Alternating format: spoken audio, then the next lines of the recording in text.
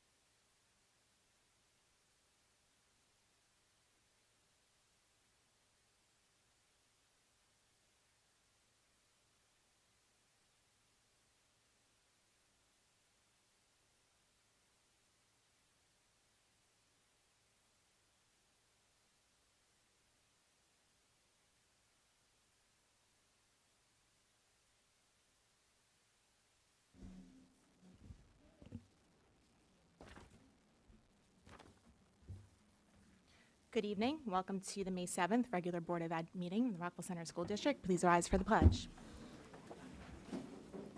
I pledge allegiance to the flag of the United States of America and to the republic for which it stands, one nation, under God, indivisible, with liberty and justice for all. Thank you for each exit sign in the back. Any correspondence that can be posted has been posted. Opportunity for students. I see some students here this evening, so we're going to invite you up to mic first. If you are all expressing comments on a similar topic, we're going to let you all come up, anyone who wants to address that topic, and then we will answer your questions at that point. Okay, so anyone like to begin?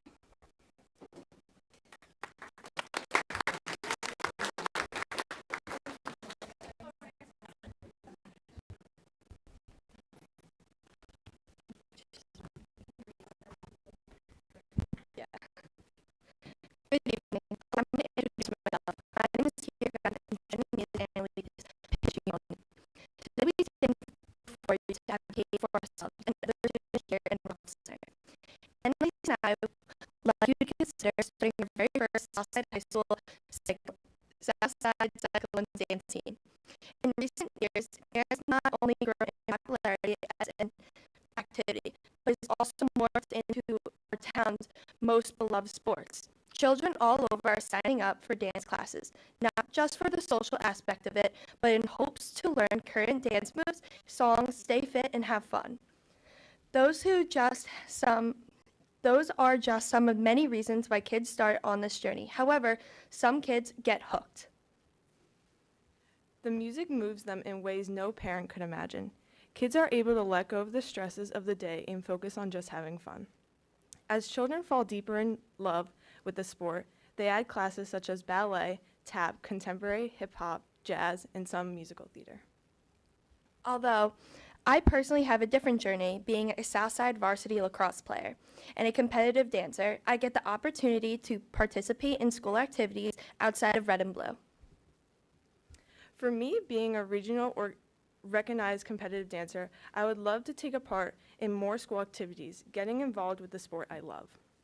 I focus solely on dance and would love to share my love of performing with others. As a young age, dance has become an important part of my life. It has helped me mold me into the person that I have become today by giving me confidence, teaching me responsibility, and helping me express myself and my feelings. I spent the majority of my life training in this art I love so much, and like many girls at our school, we just want to be heard. Dance gives us that voice and empowers us. It promotes teamwork, leadership, and self-confidence. You would be amazed by the dance talent walking through these halls at Southside High School. And please give us this opportunity to share that. Many current students and alumni from Southside begin their dance journey at a tender age of 2. Some have pursued dance further in college, either as a dance major or competing at collegiate levels in high-profile dance teams, with schools such as Wake Forest, Penn State, Ohio State, and Providence College. Our vision for the new dance team is simple: to highlight our talents through performance at halftime shows, pep rallies, while collaborating harmoniously with other teams. Our goal is not to overshadow anyone, but rather to join forces and create an unbeatable team of dancers that can work alongside with each other. You may be wondering, why a dance team? The answer is simple. This team will give dancers who study seriously outside of school an environment where they can showcase their different abilities, such as different turning sequence, different styles of jumps, and choreography that is challenging and fun. It will give dancers like us the opportunity to get a taste of what it is like to possibly dance at a college level. Annalise and I both focus on several styles of dance. Both of us attend 2 separate dance schools, and we are excited and hoping to bring fresh new ideas by collaborating with each other and other choreographers. We would love to perform at halftime in the fall and winter for schooling events. In the winter, we would love to focus on choreographed numbers to present at different Long Island high school competitions. Dance goes beyond just the physical movement. It instills valuable life lessons such as respect, patience, and most important, time management. Despite numerous attempts by previous Southside High School students to establish a dance team over the years, their efforts have been consistently met with rejection. However, we remain untendered in our quest to see this dream come true. The collaboration nature of dance fosters teamwork skills that are indispensable in all phases of life. A dance team at our school would serve as a platform for young individuals to hone their skills, push their limits, and unlock full potential.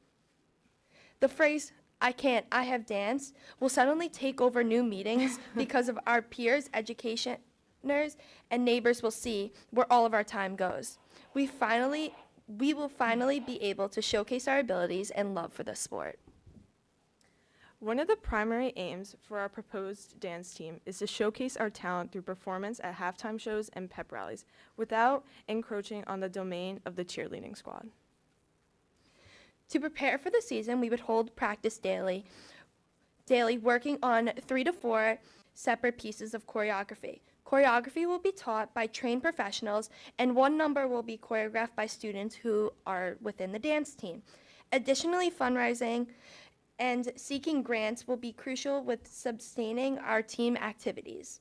Looking ahead into the future, we aspire to participate in competitive events against other high schools, where we can exhibit our progress in jazz and hip-hop styles, areas where our team excels. Drawing from personal experience as an athlete engaged in both dance and varsity lacrosse,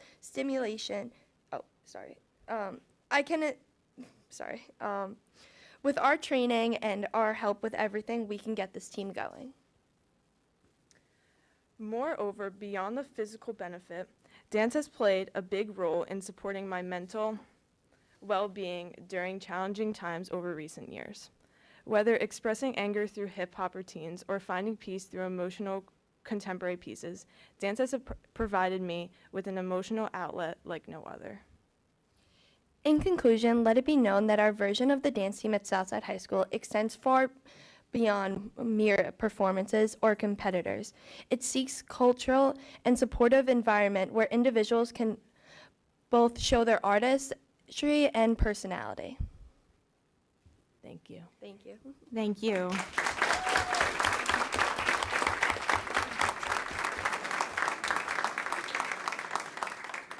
Annalise and Kira, thank you for coming to the mic and sharing your passion, and your message is filled with values that we cherish and we want for all of our student athletes. And I can assure you that you are heard, so thank you.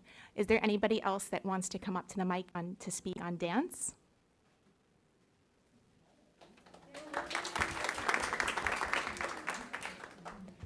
Hi, my name is Lily Del Giorno. I am in 6th grade and I attend Southside Middle School. I am really glad that Kira made the petition to create a dance team for the high school. I am on Miss Colleen's competition dance team and I am very passionate about dance. Not only do the dancers here love representing our studio, but we love to represent our school. Many dancers in RVC would probably take advantage of this idea. Just like other sports teams, us dancers enjoy competing against neighboring towns and performing while having fun together. To be able to do that for Southside would be awesome. There are many activities for Southside students to participate in, however, dance is not one of them. Together, maybe we can make that happen. Thank you.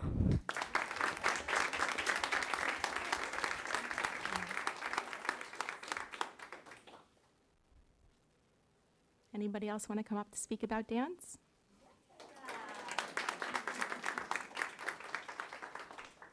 Hi, my name is Dorothea Kirko. I'm in the 7th grade and I attend Southside Middle School.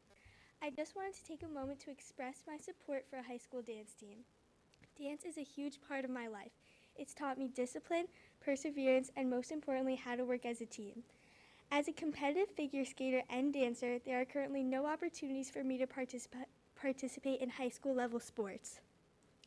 The creation of a dance team would allow me to represent and be more involved in the high school community. So many of us here tonight are passionate about dancing. I hope you seriously consider creating a dance team at Southside High School. Thank you.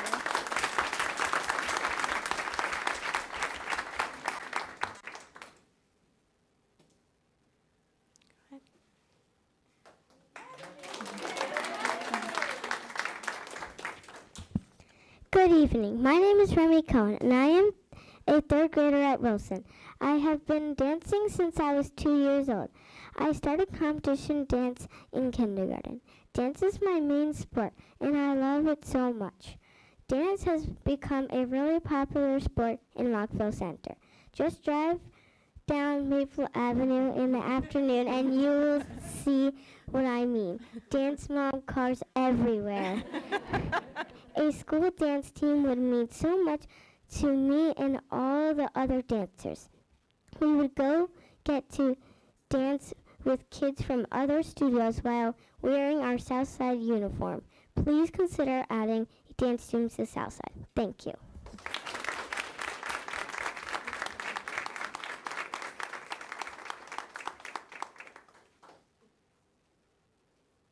Is that it? Okay, once again, the board thanks you all. Before I turn it over to Mr. Gavin, I just want to say we really appreciate you all coming to support your friends and to speak to us about something that you're so passionate about. I'm going to ask Mr. Gavin at this time if he can reply. Sure. Thanks.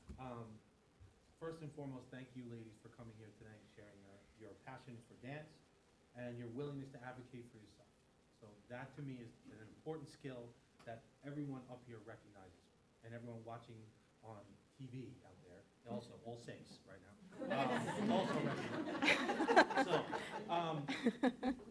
it's important that you learn to stand up and to ask about the things that you are passionate about. So we greatly appreciate that. So I know that other districts, I would like the ability to do some homework about how other districts do dance. I know that there are some neighboring districts where they do exactly what Ms. Gunn talked about, where they perform at halftimes.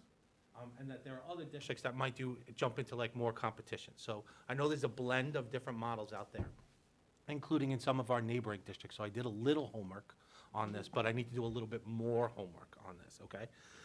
So that's the first thing. Second thing, just so the young ladies can understand the context of everything here. So we get requests for different sports all the time. So just this year alone, we have you guys for dance, by far the biggest number that we've seen so far. By far. Mentioning Providence College didn't hurt either. Good job. I won't even, was that, who put that one in there? I just want to know. Mentioning Providence College didn't either, but like, we've gotten requests for field hockey, we've gotten a request for girls flag football, we've gotten a request for multiple middle school teams, like, instead of having one team for volleyball and one team for basketball, like making grade level teams. So I want you to know that this is not an easy decision to make because we go through this process. You also may know, now not all the girls may know, but you also may know that we're in the process of trying to hire a new athletic director, right? So we're in that process now. We're hopeful that prior to the end of the year, we can bring somebody on board that can help guide us through this process and help us really take a vision for where we want our programs to support the things that we can do, including new opportunities and sports that are already existing, like a volleyball or a basketball. So I will ask, I know that a couple of you may have a meeting with Dr. Walsh later. Is that this week? Not tonight. I know Dr. Walsh is off the clock. Okay, so I know you guys may have a meeting this week. So what I would do is I would ask you guys to bring any additional information you have to the meeting with Dr. Walsh. And then he and I will touch base on that after that. And then I promise you, I will get back to you on what we found out. Okay? Is that fair enough? Well.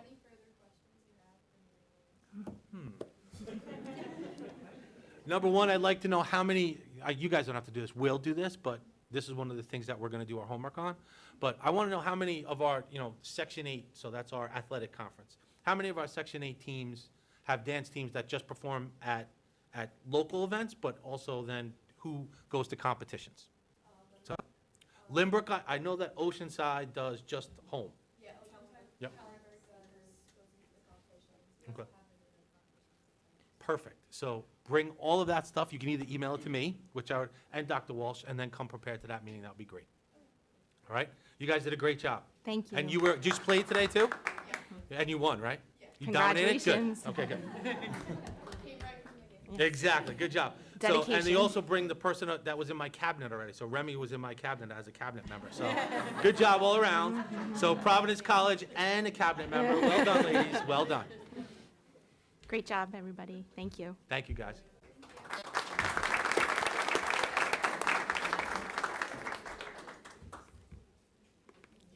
You can go, yeah. Yeah. You're good.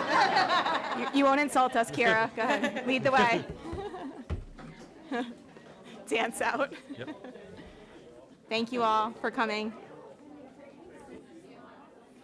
Gotta give it to it after Providence College. Come on.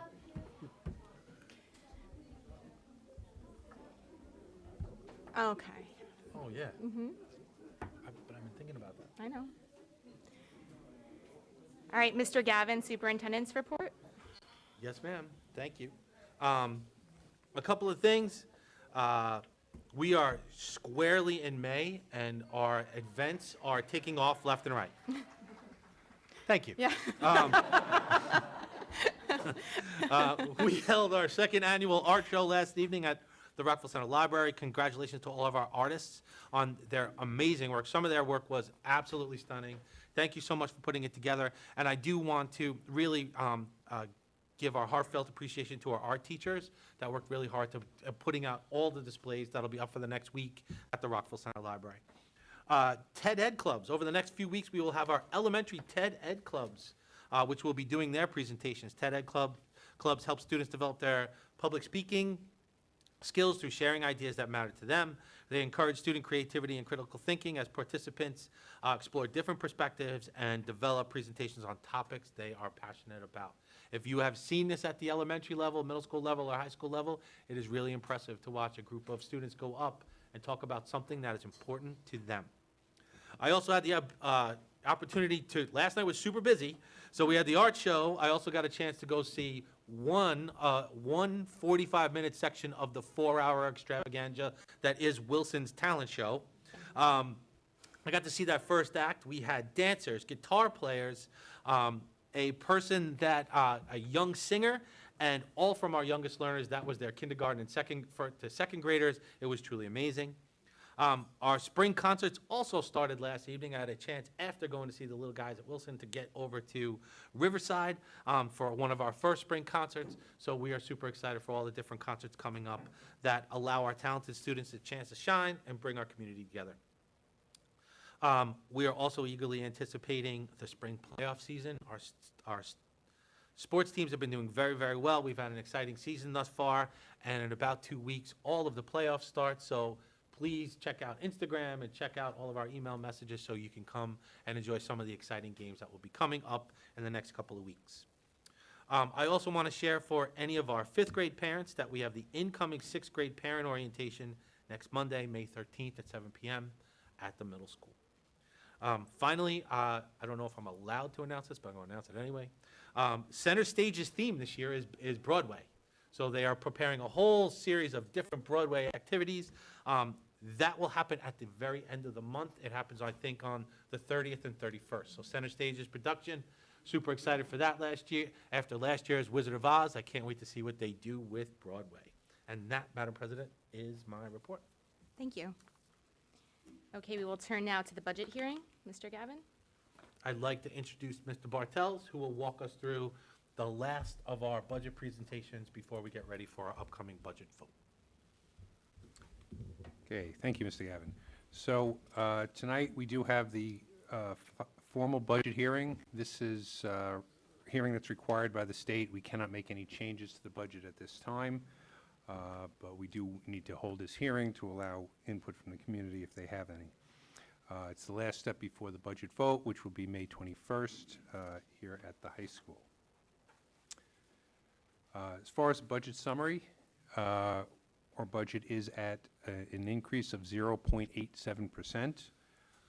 The tax levy increase will be 2.49%, which is under our tax levy cap for this year. Our tax cap for this year is 2.64%.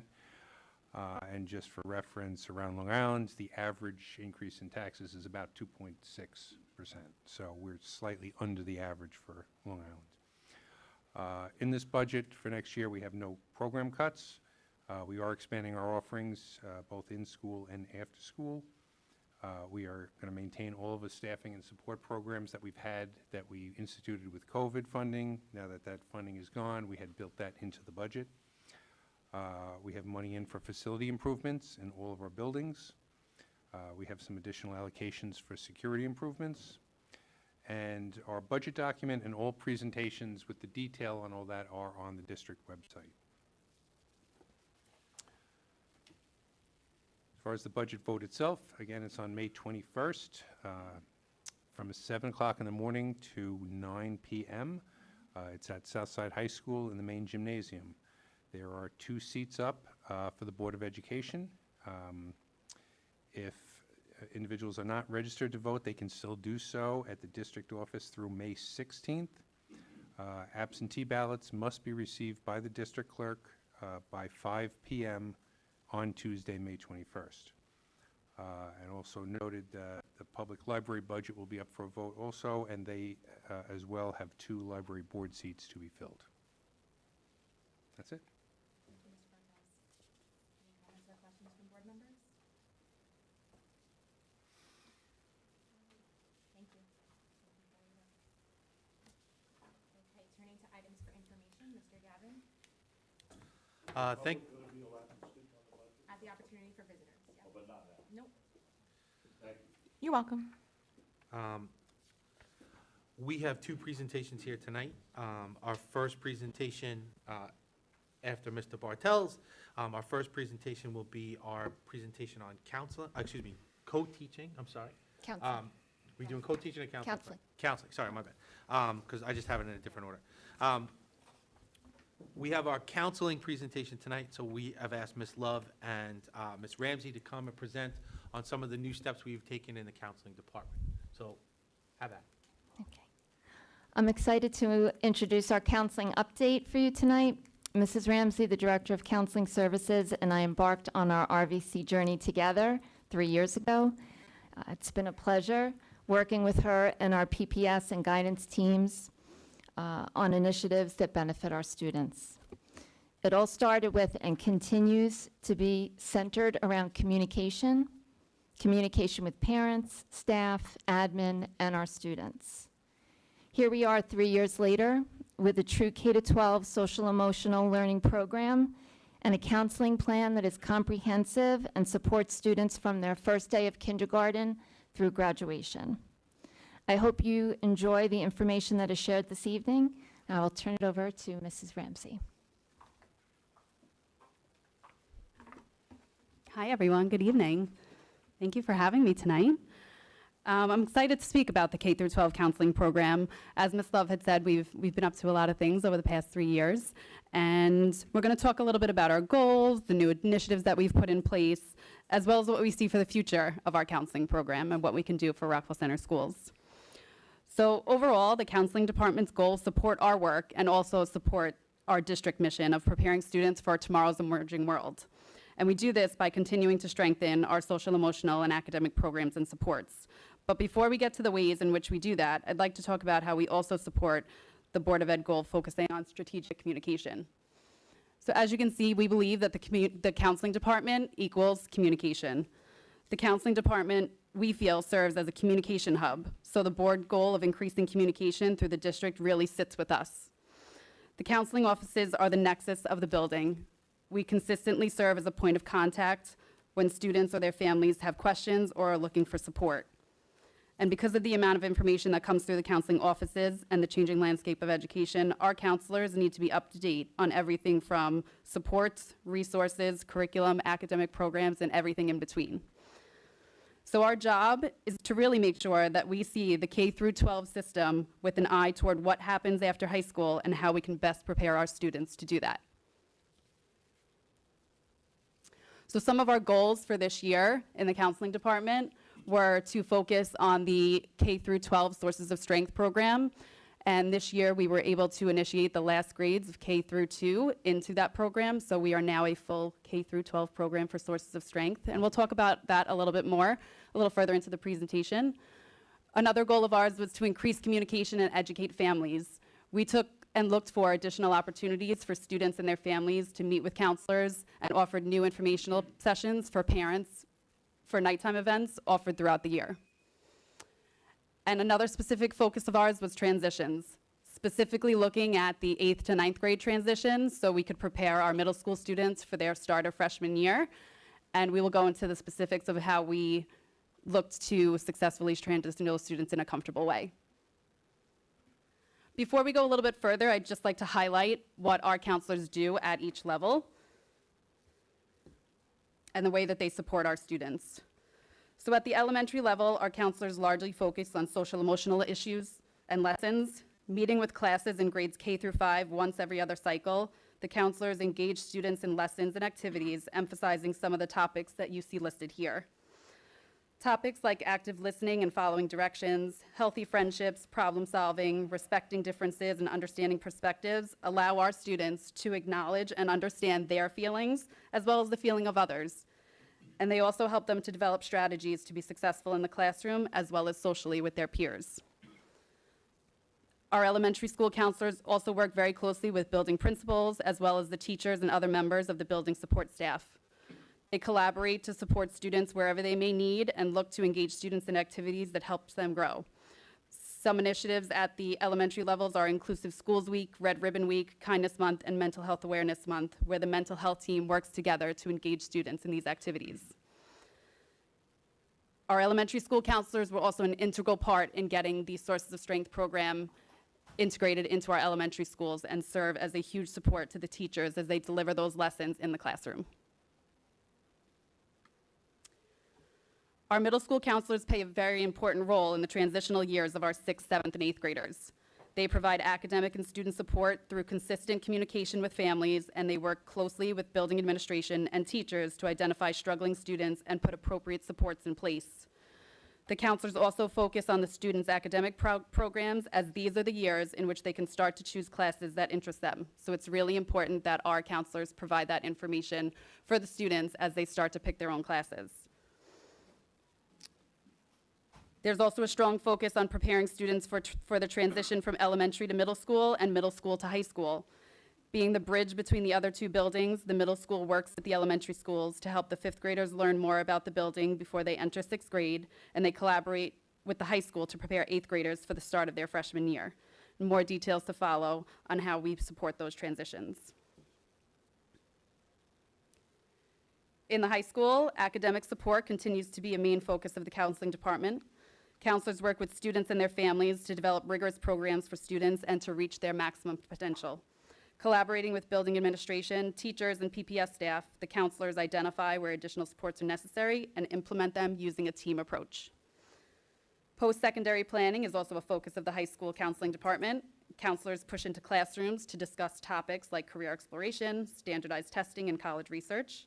And all post-secondary planning is approached with the understanding that every student's path is different, and it is important for them to understand their options for their life after Southside High School. So now that we've gone over a little bit of what all of our counselors do in each building, I'd like to go back and talk about those goals that we touched upon and also what we did in order to implement those goals. So as I had mentioned, Sources of Strength is now a K-12 program. Sources of Strength has started in the high school, and due to the success there, we were able to introduce it in the middle school, and now it is fully implemented in our elementary schools. The elementary school counselors were a huge part in selecting the appropriate lessons from that curriculum, as well as helping the teachers be trained on it and providing resources for the classroom. Our middle school and high school Sources of Strength groups are working together. This year, the middle school adult advisors and the 8th grade peer leaders attended a training at the high school, and we're looking to further increase that collaboration. This year's wellness walk was based on the strengths of the Sources of Strength wheel and integrating those strengths into the activities at the walk. We had great representation from both the high school and middle school Sources of Strength groups as well. We also had a social media campaign called Show Us Your Strength, where each month focused on a different strength, and families were encouraged to send in pictures of their students exhibiting that strength. Our other goal involved increasing communication and educating families. Through the use of school messenger and social media, we got the word out about extra events and speakers that we had coming in. Effective communication was especially important when it became mandated a few years ago that Erin's Law be addressed in schools. As we rolled out these essential lessons, the first year we held a parent information night, and each year moving forward, we email a letter to all parents addressing the importance of this lesson while understanding the sensitivity of it. The elementary counselors also send home a note on the day they covered in class so that parents can continue conversations with their children. We also offered multiple nights where speakers like Dr. Fuhrer and Dr. Dewey came in to discuss substance abuse and mental health issues, and we're always looking to get speakers to come in to support parents and help them answer questions. Multiple counselors participated in our parent university that was offered for the district, so it's always nice to have our counselors speak on behalf of social emotional issues and other topics that they feel parents are asking questions about and what they want to know more on. At the high school level, additional parent meetings were offered to families, specifically special class and core students, as well as our sophomore class. Counselors engaged in meetings with families of special class and core students looking to further strengthen their relationships and begin to discuss transitional services. This was the first year that we formally offered sophomore parent meetings, which were very successful. The bulk of these meetings were held during midterms week in January, and the goal was for students and their parents to meet with their counselors to understand their course choices for junior year, especially when it came to their choice of IB classes and pursuing the IB diploma. During that week, the counselors met with approximately 150 students and their families. And if any family couldn't make it during that week, additional time was offered afterwards for them to come in. We found that both counselors and families found this very, very helpful when it came to course selection. We also had Princeton Review come in on multiple occasions, being that the digital SAT was new this year, which I'd like to say that we had a very successful running of the new digital SAT this past Saturday here at Southside. So with that change, a lot of questions came up. We ran the PSAT digitally for the first time in October, which went very well. So we had a speaker come in from Princeton Review speaking about, it was called PSAT Now What, basically. We took the PSAT, now what happens? We also had a session called Digital SAT, What You Need to Know. We attached that to our college symposium, where after that we then had college admissions representatives come in and speak. And we also had Rob Franick, the editor-in-chief of Princeton Review, come in and hold a session on finding your best fit college. And he spoke about the ever-changing landscape of college admissions, which we know changes on a what feels like daily basis sometimes. So he came in and offered those informational sessions. And through that connection with Princeton Review, we were also able to offer a free ACT or SAT that students were able to take from the comfort of their home and receive a full score report so they could see their results after that. So that was another way that we increased communication, especially being that the digital SAT was such a hot topic this year. In talking about transitions, the 5th to 6th grade transition is so well structured, with Ms. McGinn and alumni from each elementary school, along with the 6th grade counselor, visiting each elementary building for a Q&A session by the elementary school students visiting. It's also followed by the elementary school students visiting the middle school in the spring to see the building and learn more about what awaits them as they start 6th grade in September. The elementary school counselors also prepare our 5th graders for the start of middle school by covering topics like time management, organization, the bell schedule, courses, and the all-important how to open your locker. They go in with locks so that they can try the combinations, because as Mr. Gavin and I found out during our focus groups, that is one of their biggest stresses, is learning how to open that locker. So we gained a lot of insight from the focus groups that we had with the middle school students, and the locker was definitely on the top of the list. So our elementary school counselors definitely helped them out with that. Shifting that focus to the 8th grade, we realized that we wanted to give a little bit more to the 8th graders before they came into Southside High School. So we created some new opportunities. Throughout this year, the high school counselors have been going over to the middle school to meet with their 8th grade students, starting in late fall, early winter, so that they can start to get to know them. They meet with them during lunch advisory. They met with them 3 times during the school year. They went down and talked about course selection and general information about the high school. If any students had any questions, they were given the opportunity to ask the counselors at that time. We also created a schedule for teachers and club advisors to also go down to the middle school and speak to the students about what other offerings there are at the high school. So we had representatives from DECA, the theater department, music department, science research, art and computer science, go speak to the middle school students so they had more of an idea of what awaits them at the high school and what their options may be. In April, we had our 8th graders come to the high school. Working with Dr. Walsh, we brought the 8th graders here for the morning, where they met with National Honor Society students, were given a tour of the building, they met some of our support staff, and it was really a great event. And we do really feel that not only did the middle school students benefit from it, but our high school students as well. And the middle school staff that came was also super supportive, and it really turned out to be a really nice morning, and we finished it off with some raffles made by our wood design classes. So it was really a great event that we had. We'll also host our freshman orientation in August, slightly changing the format, again, based on the feedback of our focus groups. For example, a lot of the students felt that another stress was finding their classrooms, and when we had our guided tours, they might not have necessarily been able to see exactly where they needed to go. So one thing we plan to implement is to have them do their self-guided tours so they can find their classrooms and follow their schedules during freshman orientation. Also, the high school counselors have been attending CSC meetings and annuals in person at the middle school for their students. So the families are able to meet the high school counselors before they come up to the high school. So the high school counselors have also been doing all of those meetings in person. So planning ahead, we will continue to focus on transition, not only from building to building, but for post-secondarily as well. Similar to last summer, we plan to offer a day in the early summer where rising seniors can attend a workshop where they'll be able to start their common application and begin the college application process. In addition to that, being mindful that many of our students have summer employment or trips planned, we're planning to dedicate a full day for seniors in September where they will attend workshops focusing on their post-secondary plans, whether it be a path to college or vocational.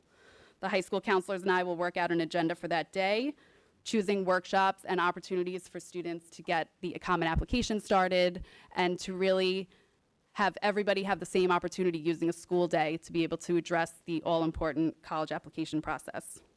And I'd be happy to come back in September and speak about how that went. We will also continue to develop sources of strength as a K-12 program with a focus on creating events that brings all levels together. This year's Wellness Walk was a nice beginning to this initiative as we had many staff and students from all levels participate in this event. We look forward to growing this event even further district-wide. And then lastly, Ms. Love, would you like to comment on the Therapy Dog Initiative? So a few weeks ago, Mr. Gavin and I had the occasion to attend a conference at Nassau BOCES, and there were many topics that were discussed, all related to mental health support in schools, and there's an initiative that some districts are working on together in introducing therapy dogs in the school. That was part of the presentation, of course. Anyone who knows me knows I love animals. So I wanted to take one of the dogs home right there. I think Mr. Gavin did too. But that's something that we're looking at for our schools for the future. We do have a visiting therapy dog right now, and he's in just such demand. He needs an agent. So we're looking to, potentially develop that program here as well. And we'll take any questions you have. Thank you very much, Ms. Love and Ms. Ramsey, for your presentation. The counselors play such an integral part of our district, and it's a topic that we all up here feel very strongly about. So we appreciate the increase in the points of contact and how intentional that has been throughout this year. And we look forward to that, not just maintaining, but increasing even more as we move forward. Anytime we can help foster that connection, it's appreciated. So thank you.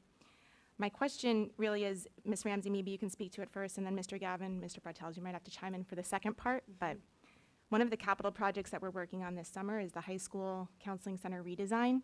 So could you just speak to a little bit about what you and the team foresees in terms of how that might help foster your mission? Yes, thank you, Ms. Barry, as I was looking to get to that. Yes, I've been working with Mr. Gavin, Dr. Walsh as well, talking about that renovation, and it's really with the vision of having more collaborative spaces for our students to be able to come in, be closer, and have more access to the counselors, and really have a space where they feel is accessible. As lovely as our counseling center is now, we would like to have a little bit more student flow and have the ability to have them closer to us so that they can collaborate with their counselors. That's great, thank you. And Mr. Gavin, the second part of the question really is, has there been thought or will there be thought about doing something similar at the middle school? Yeah, well, we have a meeting actually tomorrow to go over the latest draft of the plans from the architects for the counseling service. So that's at 10 o'clock tomorrow, I believe, Ms. Ramsey. Yeah. And we're excited for some of the drawings we have seen so far because it will open everything up. We think that this is the first step towards, systemizing it. So we want spaces that are available for students, that they feel welcome, that they have the opportunity to come in and do a little work on, if they have a free period, on their college application with their guidance counselor right there where they can ask a question or, seek some advice on the process. Same thing for our students that are looking for vocational or different things besides college afterwards. So you'll see that in the new design. I'd be happy to share the design with the board. We're just tweaking it. We haven't come up with a finalized concept. And I'm more than happy to announce that Senator Thomas has donated, or not donated, but has allocated $150,000 to that renovation project. So we have put that, we're counting on that as part of the allocation we had already put in. So we're excited to see what our architects have come up with past our latest iteration. Thank you. Comments or questions from board members? Thank you. I think this was a really comprehensive look at a very complex and complicated organization, right? Because you're supporting students now in the K-12 environment and also with whatever comes next in their individual lives. So thank you for that overarching view. To Mrs. Barry's point about increasing communication and points of contact, I appreciate all of these new initiatives, and in particular what you mentioned about the focus groups, where you're asking students, what is the most stressful thing for you right now, right? And I really love that you're identifying things like lockers and finding my classroom and these transition moments. I wonder if any of the counselors have opportunities to meet amongst themselves and discuss any wider trends, whether, there's a certain area of concern for elementary students or middle school or high school. Like, are there those opportunities to address, trends among student concerns? Yes, so that's definitely a goal, another goal to add. This year, we did have 2 opportunities where the middle school and high school counselors were able to come together to collaborate on issues that they do see more widespread.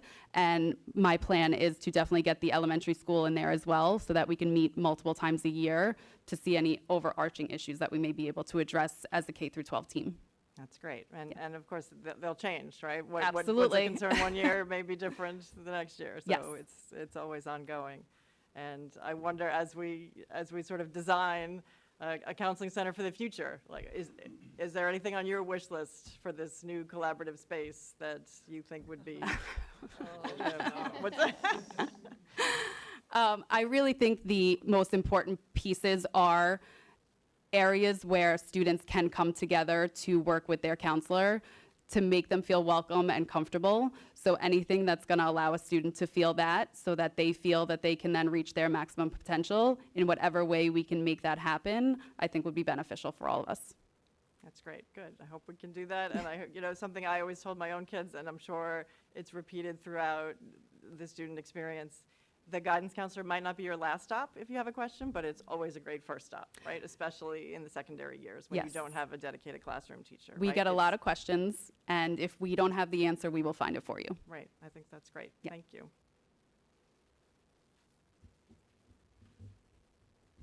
Thank you so much. This was very informative. And I just want to compliment you and your department. I really think there's been so much attention and a real shift over the past couple years in terms of increasing connection between counselors and students and families. There are so many things going on.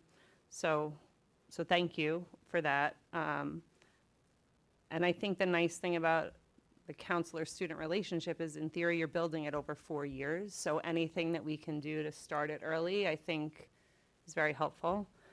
So with that in mind, I'm just curious if you're considering introducing 9th grade parent meetings, perhaps. The 10th grade meeting was great, but if that point of contact started even earlier, I do think it would be helpful for both students and parents to bridge that gap a little earlier. So Right, so that has definitely come up in discussion. We understand how that could also prove helpful. Right now, we're addressing that with, again, the high school counselors going to the CSE meetings in person at the middle school. Also, the orientation night that we offer, we do get a lot of feedback from and questions from the 8th grade parents after they meet the counselors at the nighttime orientation. So we also feel that the 9th grade program is pretty close to being set. Their options aren't too widespread at that point. So the meetings would be great, yes. We're just looking at them in different ways right now. okay. Yeah. I mean, even if it's not individual meetings, just I think as the older the kids get, the less the parents know. Yes, Right? Which is absolutely. as it generally should be. But just just having that initial I felt the same about the parent-teacher conference. Just knowing who the person is, Sure. putting a face to the name, getting a sense. I think that's helpful. My second question is, I'm just curious if you ever collaborate with the health teachers, because I feel like there must be crossover between the things that you're seeing as a counseling center and a lot of the topics, particularly again at the secondary level, that are being covered in health classes. So I wonder if there's a dialogue happening there. Not right now. We do, I think there might not be a direct one, but being that we work so closely with building and administration, as does the health and athletic department, if we see an overarching theme that needs to be addressed, we'll bring in a speaker or we'll address it in some other way. But there's definitely room for dialogue, where as we see issues that are affecting our teenagers that come up a little bit more, I can definitely see a tighter relationship and collaboration happening. Yeah, that would be great. Sure. And my last, not really a question, more of a comment. I would just like to encourage, like, thinking a little bit more about how we could bring that connection from parents and kids to the middle school counseling department, like as a next step. Just so, I know it's a different kind of relationship, but I think it would be helpful to everybody. So thank you.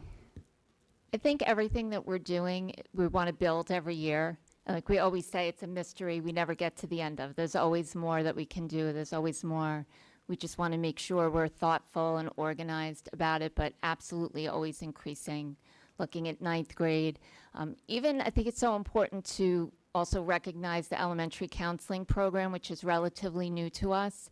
And we have 2 incredibly talented counselors who've really become such an integral part in our being able to roll out sources of strength, grades K to 5, really grades K through 8. They've been so heavily involved and are establishing, with regards, for example, to some of the health standards. So much of that is embedded into our SEL program and the conversations that they have with kids about forming healthy relationships. You can ask a kindergartner, how, you know, what's a healthy relationship, and they can identify sunny people and stormy people, because those are the words that we would use. That's the language we would use with a kindergartner. And yet a student in high school, it's sources of strength, but of course it's a much more advanced vocabulary. But the idea that we're embedding this into their operating system so young, and the role that the elementary guidance counselors have in that, really, it can't be over-recognized. But every year we'll look to build, and even looking at elementary and the contact that guidance has with parents at the elementary level, looking to increase that too, of course. I appreciate that. And my 4th grader has definitely learned her lesson. She's already telling me, like, it's okay for me to feel my emotions. I'm like, okay then. So it's definitely getting through to them. So thank you. Thank you so much for your presentation. I know definitely can speak for me and Mrs. Barry. In the time we've been on the board, we've been consistently investing in this area, and just to see everything that you've been able to do with it, it's a direct correlation to your hard work and just what we've tried to build here. So we really appreciate your hard work and everything that you've done. So thank you so much. I have to start there. I also have to applaud you on just not only the offerings, but the flexibility of the staff this year. There have been times that they've offered certain sessions, but they've thrown themselves out back to the parents. If you can't meet us within this period of time, we'll meet you outside of this. And it's just really appreciated, because parents are all over taking care of these kids and ourselves and working. So thank you for the flexibility as well. Just really want to thank you. One of the things I love about this entire thing is the whole idea of the continuum, and that's to Mrs. Love's point about our elementary counselors as well, and they are fantastic. Our teachers are wonderful, and they have a great scope of what's happening in a year with the child, but the elementary counselors are looking at them over a longer period of time, and they're able to pass that data on to the next and the next, and I think that this is helping our entire kind of world come together. So I think all of that is fantastic also. In terms of K-12 district, now that we're a pre-K-12 district, I wonder if we've had conversations about transitioning our pre-K to K, you know, helping them as much as we're doing for our 5th to 6th, our 8th to 9th, and also any support that we can be giving our pre-K children. Sure. So our UPK and our pre-K students currently are participating in a sources of strength type of center activity. So, and to the credit that we've done with the curriculum office, thank you so much, Nicole. Our students are participating in, much like station teaching that we have here at the district level. We want to expose them to that, get them used to the management component of rotating, but also having exposure to our social emotional learning program that's at a developmentally appropriate level. Again, embedding the language into their socialization, into their coping mechanisms, so that when they come into kindergarten, they've been exposed to this already. We're working with the UPK on an orientation for June, where both the UPK and our district staff will meet with our students, meet our parents, so we'll get to know the kids before they even come into UPK in September. And then we're collecting data on the students' growth throughout the year and have articulation meetings on those students. But also there are many students that we get to observe in local preschool programs, even if it's not within our UPK program, because we do go and observe students who might be classified and have services. So we're certainly looking at that, as well as our kindergarten screening and working with our PPS staff in every building so that we can make sure that our classes are well balanced, working with our principals, and make sure that their transition is as smooth as possible. So that's another step in the journey, certainly, that's so important. Thank you. Yeah. I totally agree. And then the other question I really had was about the idea of kind of looking at our alumni and going backwards and thinking about where our students are landing. And we've talked about this a few times, but I would hope that as part of our goals going forward, we could take that data of where our students are landing and really look at how they got there and did they feel that they achieved the goals that they set out for. So in other words, did they get into the schools that they, really intended to get into? Where did they fall in that process? And we have talked about this kind of loosely here, but I just think that we should kind of make sure that we're really looking at that because it does inform everything we're doing all the way back to the first day that we get them, and just helping them chart that path and making sure that they do land where they want to. Absolutely. And I think the information that we get from our alumni is so important. And when we have Alumni Day here, where we ask our graduates back, just to hear them talk about their experience to our upperclassmen, it really takes it to a whole new level for the students that are in the middle of the college process. So any data coming directly from them, I agree with you, would be very well received. Yeah, thank you. And thanks again for everything. It's been a real pleasure working with you. Thank you. Thank you both for the presentation. I think it's great, all the work that we're doing around guidance, and especially, really emphasizing that idea of increasing points of contact for students and their counselors, but also more so for their families.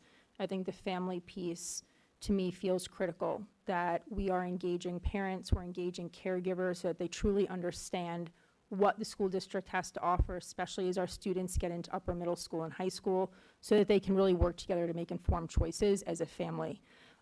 One area that I would still love to see some work around is contact at the middle level, specifically working with our 7th graders as they move into grade 8 when there are choices for them. I'm not a huge fan of auto-enrollment. I feel like it's very prescriptive, and I think you really do take the voice away from our families on what options are going to be best for their students. So I definitely would like to talk about that moving forward, just the idea of how do students enroll for their 8th grade classes, how are we communicating to families about what the options are for 8th grade, and then based on the options that we choose in 8th grade, what does that look like in the high school, and making sure that families know that the starting point doesn't matter. What matters is the end point, and that no matter where your child chooses to begin, we can get them to the goal, to that end point that they're seeking, to help them get into the best college or, post high school opportunity that they're looking to have. I also really appreciate the work that's been done around sources of strength. It's nice to have a singular system in district K through 12 that our students are learning from the earliest ages that will carry them through. One thing I am wondering a little bit about with regards to not necessarily growing sources of strength, but just growing like our school mental health practices kind of relates to PBIS. One of our board goals is MTSS, and I know that we have done a ton of work around RTI, the RTI component of it, and I know at Riverside, we're currently piloting some PBIS programming, which I'm excited to hear about how, that's all gone. But I would like to see a little bit more of an emphasis of those systems throughout the district K through 12. And really thinking about, again, how are we merging school mental health with PBIS so that we're under one interconnected system, that it's, while it's great that we have SEL programming at the elementary, and again, I'm not there, so it's just based on what it's like, we have this lesson, this lesson, this lesson, are they evidence-based, do they connect, do the students at all the schools get these, just making sure that it's really comprehensive, it's evidence-based, and that they're both feeding into each other at the tier 1 level, but then more so that we're having those supports at the tier 2 and tier 3 level to really help children who need that. It's just something I have been thinking about. Yeah, so I think everyone will really enjoy the board presentation that we have on our MTSS plan, which Dr. Moriarty and I will be presenting, I think, at our next meeting. And Mr. Zappia will be there from Riverside. So I'll just share this a little bit of it with you now. We had a wonderful meeting with our elementary principals. Mr. Zappia put together a presentation, PBIS, start to finish, and how he rolled it out this year in his school. He and I worked on this. It was such an exciting adventure to work with him, and it was so successful, and all of the principals are really excited about it and on board with having this program in their building next year. It was very successful, and it is really, that's the difference between the old RTI and MTSS. MTSS is the whole child, where we're considering behavior and social emotional health and learning. And it'll be really exciting. I think you'll really enjoy his presentation. We're all set for that to be our tier 1. It's really tier 1, 2, and 3. It provides something for everyone, and it's unified. So like Mr. Gavin always says, it's some systems and structures and alignment, and everyone's on the same page. And we'll have that K to 5. Our secondary administrative team and I are looking at a different variation of that for the secondary level as part of our code of conduct review and our support of students, both social, emotional health, and also, just looking at positive solutions, conversational circles, helping students develop language so that if they are having a conflict in class or some type of personal issue, that we're able to support them with that and promote positive behavior throughout our buildings. So we're working on that component, which will also be part of our support system for next year. We expect to have a trainer in from BOCES in June for that to work with our secondary admin staff. Great, thank you so much. Thank you very much, Ms. Love and Ms. Ramsey, for your presentation tonight. Thank you. Mr. Gavin, I'm going to go a little bit out of order, if that's okay with you. I see some of our baseball team has arrived late from their game, so you missed the opportunity for students earlier, but I would like to open up the mic to any student that would like to come and address the board at this time.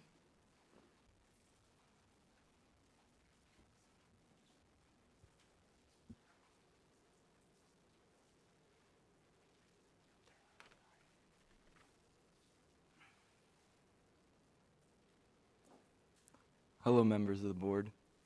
My name is Josh Feigenbaum, and this is Jack Boyens, and we're both sophomores here at Southside High School, and we're also players for the JV baseball team. I know you've already heard our parents' perspective on this matter, but we felt you should hear it from the people that it's most affecting. If you name every team we've played so far, such as Plain Edge, Bethpage, Glen Cove, Cary, Levittown Division, and Hewlett, every single field has had superior facilities such as bullpens to warm up pitchers and legitimate dugouts instead of a bench just sitting in grass.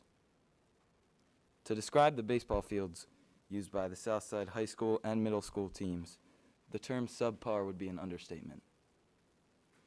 At Covert Elementary, the field used by both the JV and middle school teams is littered with rocks all over the field that can be up to 1 inch long. We're not talking about pebbles.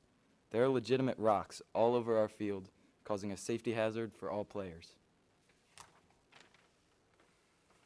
Hi, I'm Jack Boyens, and what we propose for Covert is to back up the infield using the over 50 feet of unused space behind the backstop, and for the infield, we believe replacing the dirt with turf is necessary for many reasons. First off, it solves the rock problem in the infield, and secondly, Covert's tendency to flood and baseball being played in the rainiest season. The improved drainage will certainly reduce delays and cancellations.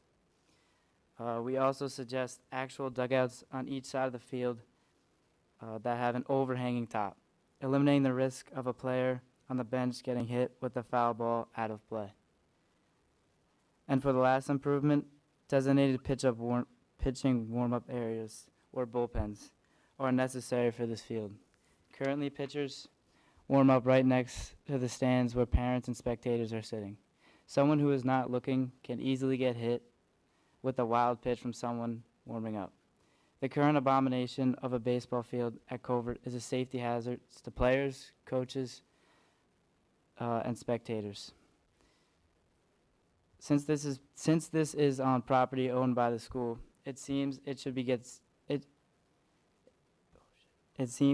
it should be to get started on improving this field instead of Barrish Field, used by the varsity team, which is on village property.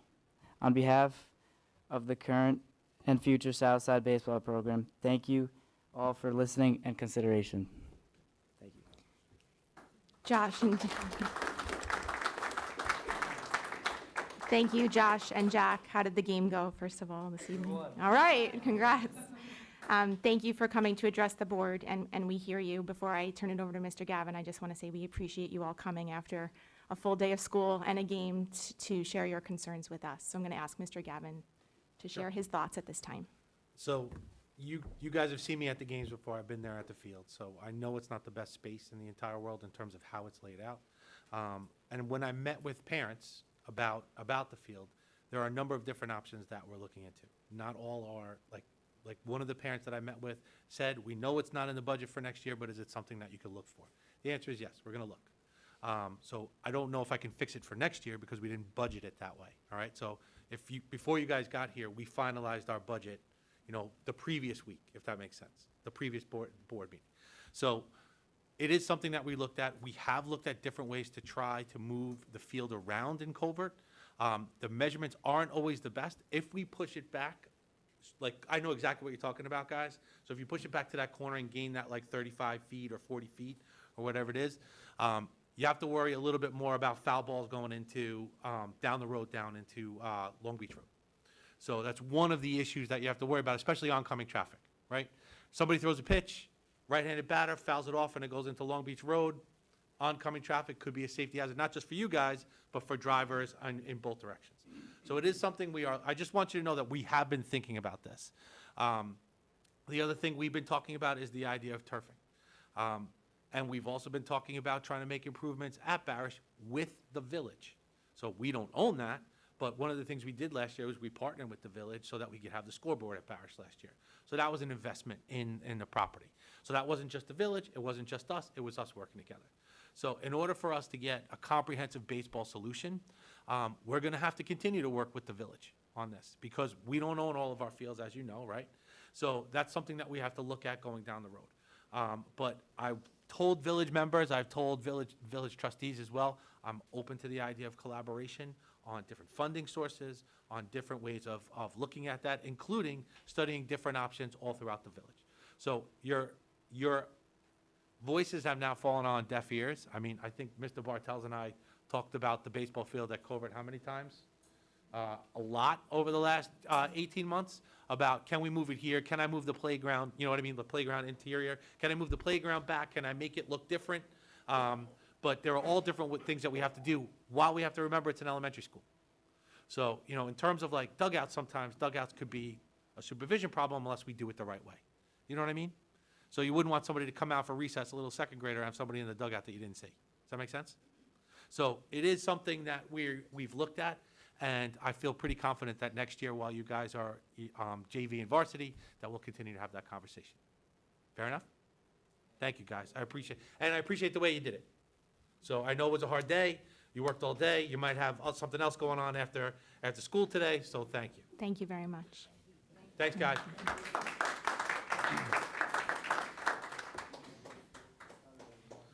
All right, Mr. Gavin, turning back to our second presentation on co-teaching. Sorry, I was just giving okay. You want to? Go ahead. Where the heck? Oh, yeah. Co-teaching. We are now ready for the second presentation for this evening. We would like to introduce Miss Love and Brett Rosen from the high school. So they are here today, one of our assistant principals, to talk about co-teaching, integrated co-teaching, which is year 2 of our goal. So thank you. Ms. Love. Okay. I feel so lucky to be here tonight with all my colleagues. I do. I treasure you. You're so wonderful, all of you. Rachel and Dr. Walsh, too, are here. All we need is a dog, right, Jeannie? All we need is a dog. Yes, that would be perfect. We could name him Cyclone. Okay. So it's been an honor and a privilege to work with our administrative team, staff, and parents on the development and alignment of all of our special ed programming here at Rockville Center. Tonight we're here to present an update regarding our secondary integrated co-teaching program. With me tonight representing our secondary team is Mr. Brett Rosenthal, AP of the high school. Good evening, everyone. Before we begin the presentation, I just have to say I'm really, really excited to be here. And I have to thank all of you, everyone in this room, Board of Education, thank you so much, Superintendent Gavin, Assistant Superintendents, everyone, for giving me this opportunity to present with Jeannie. Thank you to John Murphy for being John Murphy. Thank you also to the basketball gods for not scheduling the Knicks playoff game tonight, because that would have been an issue. And of course, thank you to Jeannie, big time, because we worked together for the last few years on this endeavor, and I really appreciate her inviting me to present together. Side note, this is how I feel right now, and I have to just share this with all of you. When you're coming home, right, you're in your car and you're listening to the radio, and there's a radio channel on, and someone calls in and says, first time, long time, right? And we all know what that is. We've heard it before. First time caller, they get through, finally. They've been listening a long time. This is my first time presenting at a Board of Education meeting. And it's not a long time for me. It's a really long time for me. So much appreciated to all of you. Thank you very much. Okay.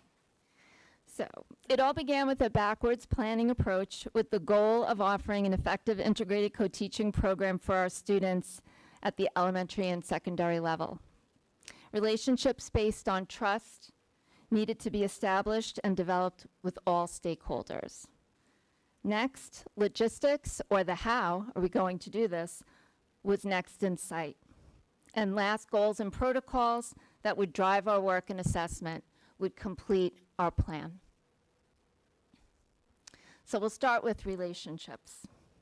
From surveying our secondary PPS staff, both middle and high school, to meeting with Ms. McGinn and Dr. Walsh and their leadership teams, to take feedback from SEP,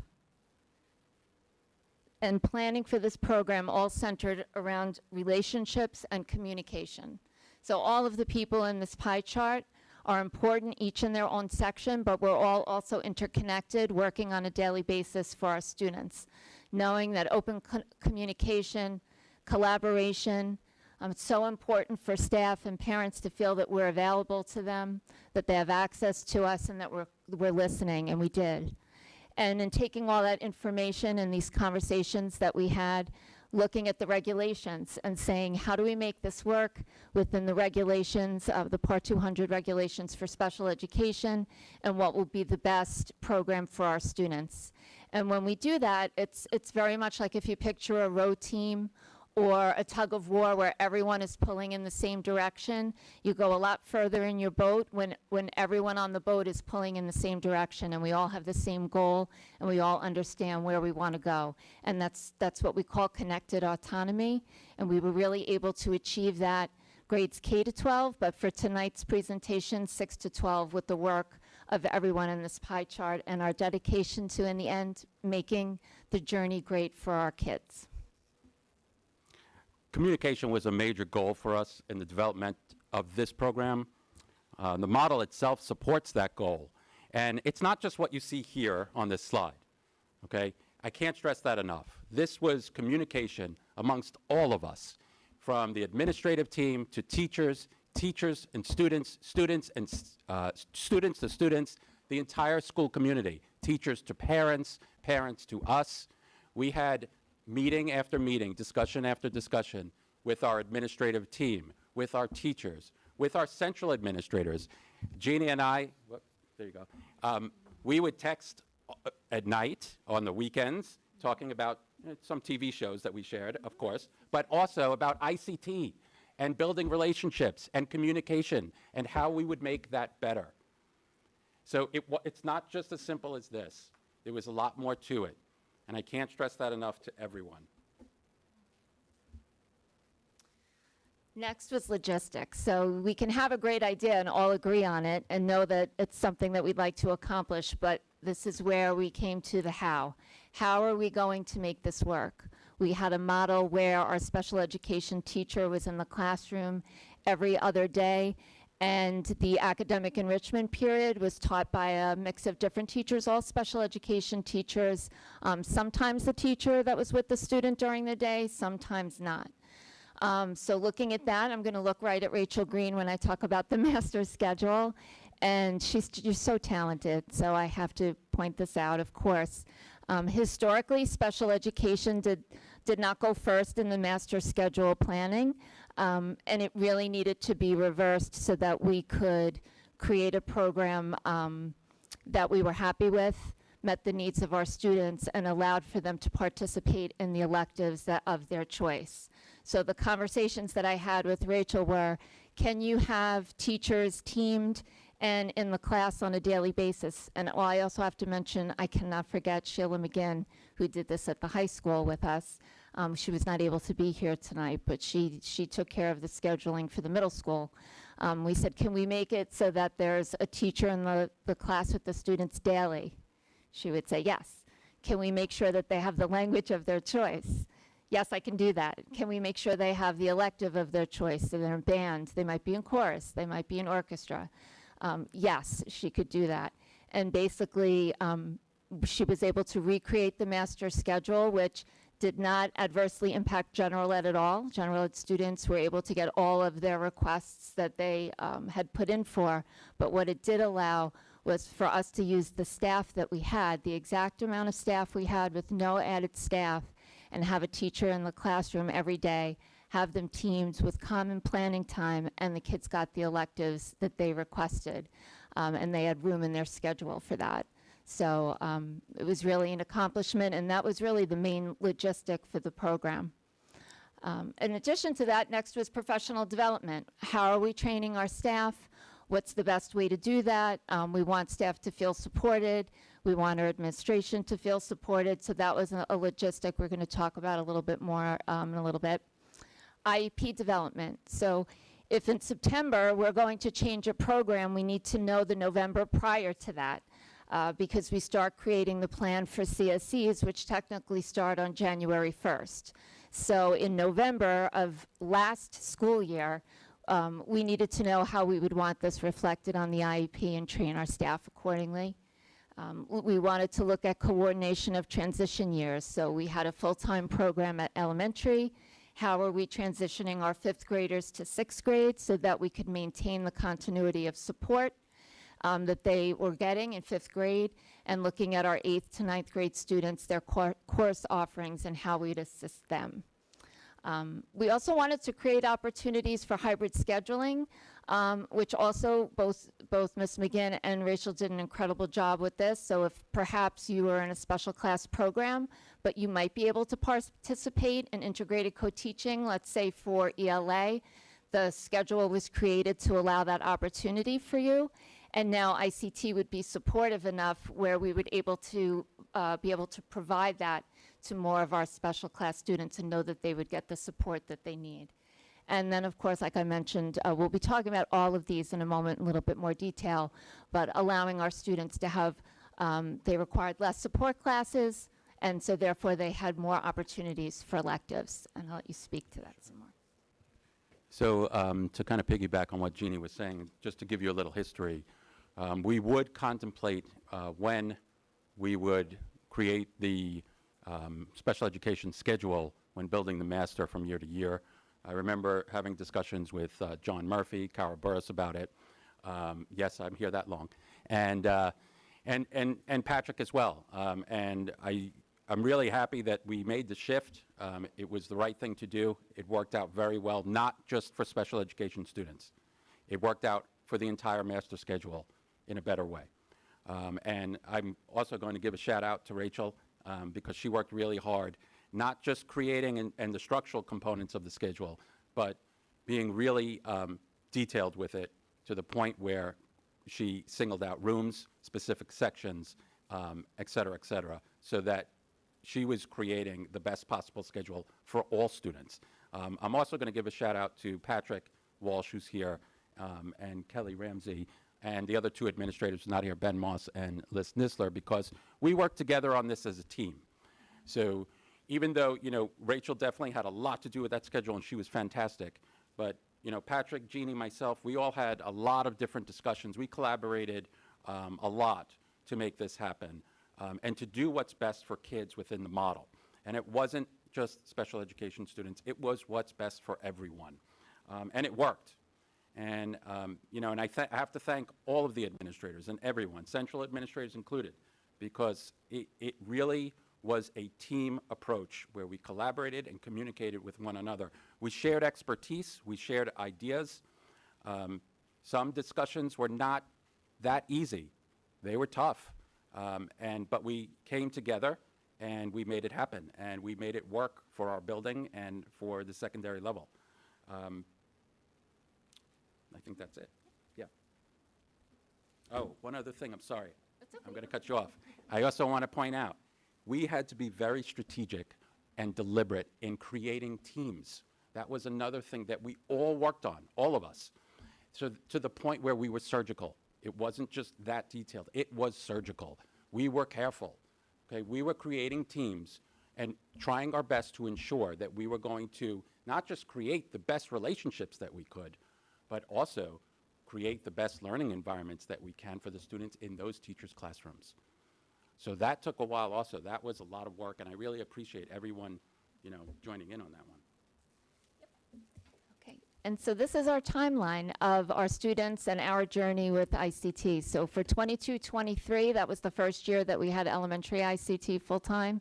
So while that was being rolled out, we did all of the planning that we just spoke about.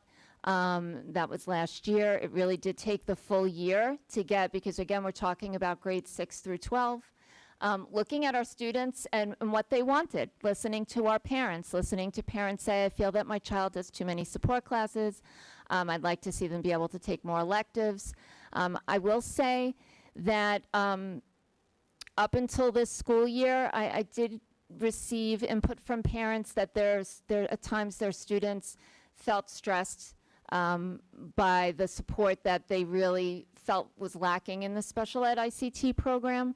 And I think that was also, we're looking at the social emotional health of our students and their journey, working through your day, potentially having a learning disability, maybe a specific disability in reading, and what it means to sit through a class and making sure that students have the right support so that there's someone there that can help guide them with that experience and help them tap into their strengths. All of our students have incredible strengths, and they're all able to achieve, and making sure that someone was there with them to support them. And that was really the goal at the end of the day of all of this. So last year was planning, and then this school year we have listed basically, how we supported the program and made sure that the teachers had what they needed. I have to say we have the most incredible staff. When we knew that we were going to be rolling out this program, we really didn't have to go to teachers and ask them to volunteer. Maybe we worked, like Brett said, on making the pairs, but they volunteered and they really wanted to be a part of this venture. And I think it always speaks to the character of the Rockville Center teachers and how whatever the initiative it is that we're working on, the counseling plan, the elementary special ed program, or now this, that they're so vested in our students' success. And that makes it so easy for us to put the pieces in place and support them, and then they take it and run with it. And so for this school year, of course, we're rolling this out, and then we'll talk a little bit about next school year. But I'll let Brett speak to 23-24 and the support and the plan for the year. Yeah, and we did really start in 22-23, and we had a number of meetings, including Jeannie and our admin team, a bunch of meetings with teachers as well. And in 23-24, we took a much deeper dive. And we had the consultant group here with us, actually in this room. We started with all of the ICT staff, over 30 teachers all together with our admin team as well, and learning about co-teaching, the different models, when to use it, how to use it, why are we using it, defining it. things like that. And that was a great experience. We also conducted zero-period meetings in this room. Once every month, we had all of the ICT teachers come into this room to discuss ideas, to work on initiatives, to share, to collaborate. It was very interesting because we started off with 30 teachers in the room, but then we kind of broke it down to teams and then grade levels and even subject-specific content area ICT teams working together. It was so cool. It was a great experience to hear these teachers, you know, one living environment teacher talking to another living environment teacher, both ICT teachers, not on the same team, working together and sharing what they do with kids, with their co-teachers. Amazing stuff. What else? We had meetings with Jeannie every 2 weeks. We met with you, right? We had those meetings as an administrative team with Jeannie. Wow, we did so many things. Oh, one amazing thing that we did. In working with Kelly Ramsey, we created a schedule. Check this out. For ICT teams to meet with all of our counselors, right? They met together as teams. So in the past, it would be an individual teacher during my off period. Hey, I'm going to go meet, Mr. Downey, and I'm going to talk to him about a kid. No, that's not what we did. We set up an actual schedule. We afforded them the opportunity to meet with guidance counselors, not just a guidance counselor, all the guidance counselors of every one of their students, and review their progress. It was amazing. The feedback was so immensely positive from the teachers and the counselors. It was greatly appreciated. So we definitely plan on doing that more moving forward. What else? Observations, informal observations we were conducting, right? We did that. We set up monthly meetings as pairs and as administrative teams. All of the administrators were involved in this. Jeannie also. We were one pair. We met with ICT teams and had honest conversations like I've never had before in my career. Yeah, I have to say, we had teachers sit with us and tell us that in 25 years of teaching, this was their best year. They had never had a special ed teacher in their room before, but they can't imagine ever not being a part of this. And so the goal was to have a combination of support for our teachers. There's a lot of research that at the secondary level, having an outside provider come in and do observations and coaching and the models of co-teaching is very important. And then the building level admin at both the middle and the high school would follow up with these types of meetings with teachers. And it really did work beautifully for us. So we did have an outside trainer come in with coaches and work with our students a few times over the year. They were here probably about eight to 10 times, both the middle and the high school, since last May through now. And then we would follow up to show that we're vested in this and that we want to be a part of this as the administration and support our staff. So it was really a nice blend, I have to say, of support for our teachers, and it worked really well. I think for next year, for 24-25, now we have the structure in place, we have the teams in place. They have a good, strong understanding of how to run an ICT class. We're looking at increasing differentiation, strategies for students with specific learning disabilities in the realm of, for example, assistive technology. We have a student who happens to be dyslexic in a class, who's frustrated by navigating text and creating work products. How are we using assistive technology with that student to help bridge that gap for them? Also in training them for life after high school, whether it be vocational education training that they will go through or college, that they'll need to have these pieces in place and be well versed in how to use these supports so that they're successful at the next level, because they may need this type of support throughout their life, and it has nothing to do with their intelligence. It just has to do with the avenue we give them to access information. And so those are those are the specifics we're looking at for next year to really amp up the program. And goals and protocols, how are we evaluating our program? Everything is, we want to be reflective. What's our vision and goals? And looking at all of that, at the end of the day, we're looking at success in academics, success in behavior management in our class and engagement, inclusivity and LRE, or students maintaining their LRE or their least restrictive environment in this program, And from a budget perspective, is it making sense? Is it fiscally sound? Which again, we were able to do this without hiring a teacher, which was really, it was really about the master schedule. So again, Rachel and Ms. McGinn, we thank you for that.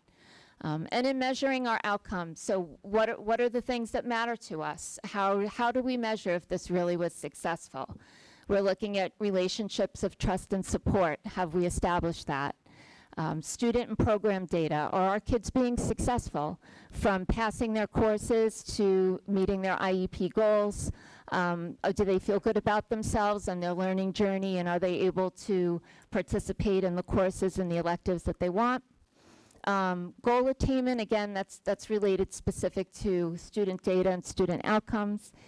And is it, again, fiscally sound? So this is the rubric that I'm using personally in the special ed office to analyze.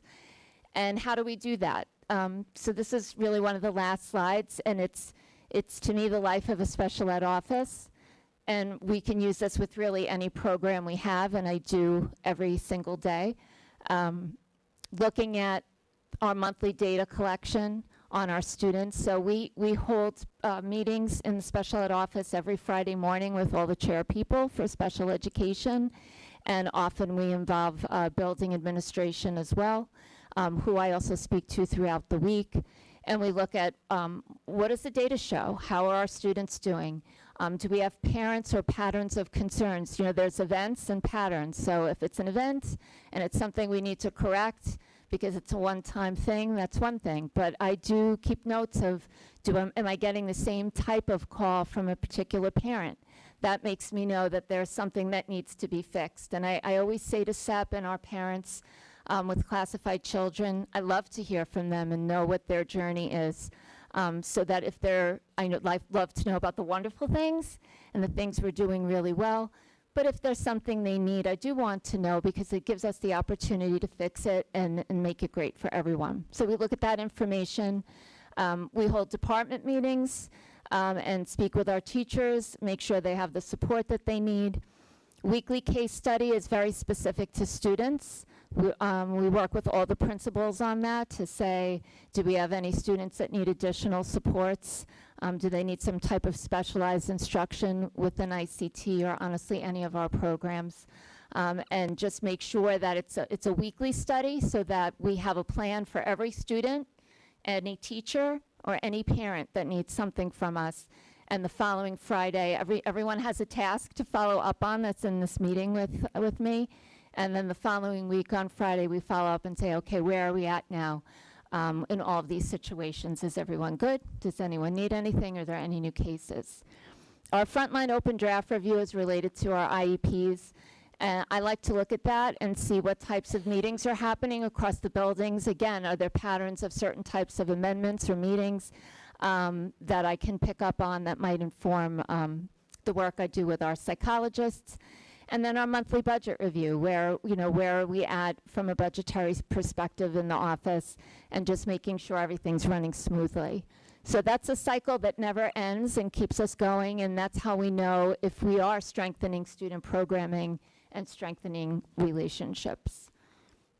And again, it all comes back to our backwards design with our intent of developing relationships, looking at logistics. Even for next year, we're looking at the schedule, we're looking at our teacher pairs, our professional development opportunities. Does everyone have what they need to make this work and work beautifully? Because our standard is very high, of course. We want the best for our students. And from there, we develop goals and protocols, which we will continue to do every year. We're very early on, but again, it speaks to the dedication of our staff. When these professional developers came in and met with our teachers, in October, they said to us, to Brett and I, that we were where some districts are after 2 years of running a new program like this. And it's really due to the dedication of our administration and staff. And that's our information for tonight. Did you have any final words? Yeah, I just want to echo what you said. I mean, I can't give enough credit to our staff and our teachers. They have surpassed expectation. They were incredibly professional throughout the process. We have seen a direct impact on the learning process that goes on in the classroom. Guys, I started this when I was 19 years old, working in public schools. I know you think it's probably just a few years that I'm working, but I'm in my 50s now. So if this was one of the better, I'll use your word, adventures that I've been on. And I really have to thank the real J-Lo for, Jeannie Love, for having, Thank you, too. you're welcome. I appreciate We're it. friends, it's okay. For, working with me and working closely on this and including me on this project. It's been a nice ride. Thank you. I don't know how I could follow, yes. I don't know how we could follow first time, long time, and J-Lo, but I do want to commend everyone involved, and I'll start with you two as the representatives of the whole system that we're trying to put in place. We talk about at the board level often about how our goals translate to good things for students. That's really what the work is about. It's not just to make a goal to make reports. It's about how do we translate goals to positive outcomes for our kids. And co-teaching has been a monumental shift philosophically for the entire district, and has been done methodically and well done over the course of the last really 3 years, Jeannie, because we'll go back even further to the idea of committing to the idea of co-teaching. The other piece that I think is super, super important, and first time, long time talked about this, Brett talked about the idea of how excited he was in this new journey. And that's because we value our administrators as instructional leaders. Your instructional leadership here was what you dug into, right? That's the thing that we want. Rachel's instructional leadership and the departments that she works with. Kelly's instructional leadership when she works with the counseling and works with multiple people. We want our administrators to be involved as instructional leaders because it's good for kids, but it's also good for us, right? Because it gets us engaged in exciting adventures. And so to me, I thought that was really, before we turn it over to the board for questions, I just want to say thank you, and I just want to, appreciate you guys for continuing to build our capacity for our teachers instructionally and our students with their opportunities. So thank you. Thank you. Thank you. Thank you, Ms. Love and Mr. Rosenthal. Welcome to formally presenting to the board. You did a great job. All right. We'll do this again. Looking forward to that. So I had originally written down before we got to the somewhat towards the end of the presentation when you were looking to next year and talking through next year. My original question was, what do you foresee being a primary focus for next year? My anticipated answer was something about continued professional development and looking at those teams that you so carefully planned. So I'm going to shift it, since you walked us through that a little bit, and take it a step further from the board lens. What is important for you to have in place for that to happen most effectively and to get to those desired outcomes that we want for our students? You go first. Okay. So 6 to 12, we've met as an admin team and gotten some reflections from the agency that came in and provided the professional development for us. And they'll likely come in just maybe once or twice next year as a brush up, looking at the 6 models, providing differentiation specifically. But in speaking with them, really what we're looking at, and speaking with our teachers in these meetings that we've had with them, if you ask our teachers what they want or what they feel they need, it's in alignment with what this agency is recommending, and it's aligned with what we see, which is that they'd like some more time together as part of our professional development. That's not necessarily as structured as the first year. So the first year was, these are the 6 models. This is how you differentiate. This is how you co-plan, that type of thing.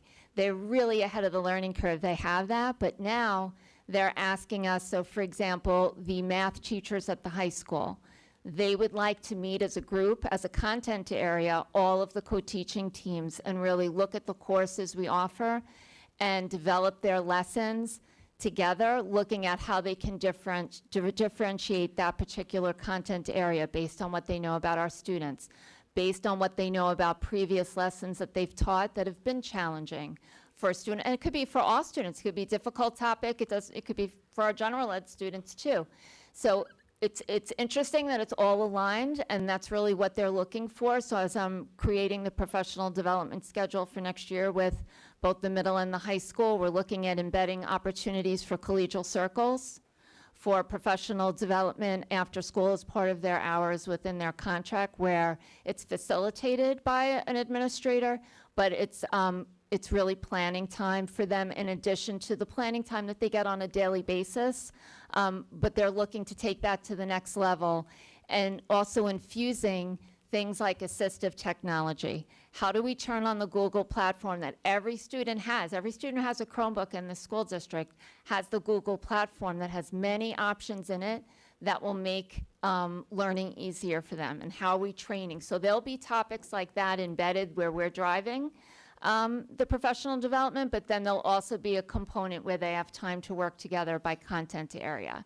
And it was interesting because when we met with teachers, we said you could ask for anything you want. And they didn't want us to buy them anything. They weren't looking for materials. They said, of all the things that we're thinking of, we just want some more time together, and together as a content area. First of all, I'm really happy to hear that, and I respect that. Our teachers are the experts. They're the ones that know our students best, and I would like to give them that time and support as much as we can. I'm pretty certain I speak for everyone up here in supporting that. So thank you so much. You're welcome.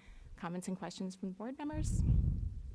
Yeah, you hit on one of my questions as well, and I think backing up a bit, this entire presentation really speaks to what we value in a district, right? Experience, success, longtime staff, administrators, and teachers who know our students and who know our community, and courage and bravery to try something new and to go on this adventure with a solid plan and reflective practices throughout.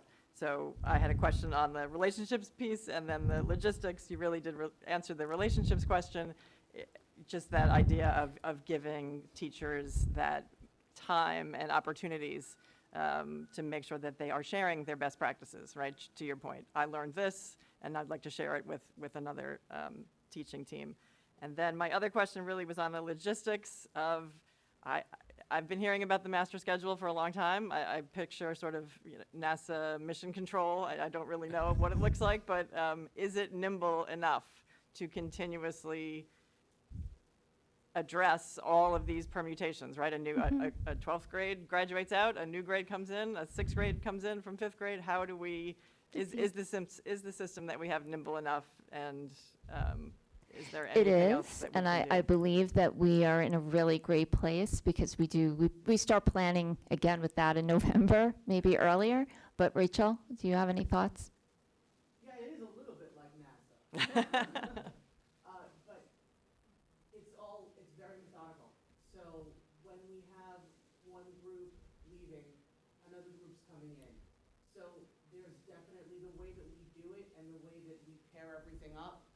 There is room for some flexibility. And we think about the enrollment, and we go very early on looking at the enrollment for the upcoming years with the course requests, knowing what we're looking at with students and their placements, and how many students we're going to have in ICT, how many students in ICT take Spanish, how many students in ICT need algebra. We get very granular with it to make it work. And I think granular is a great word to use. To give you, again, some history, I used to hand schedule every single special education student in the building. That would take me months. And now Rachel is, shown us a new way of doing this, which is much better. And it's better for everyone. So what I do now is, once she structures the entire schedule, I go into the requests.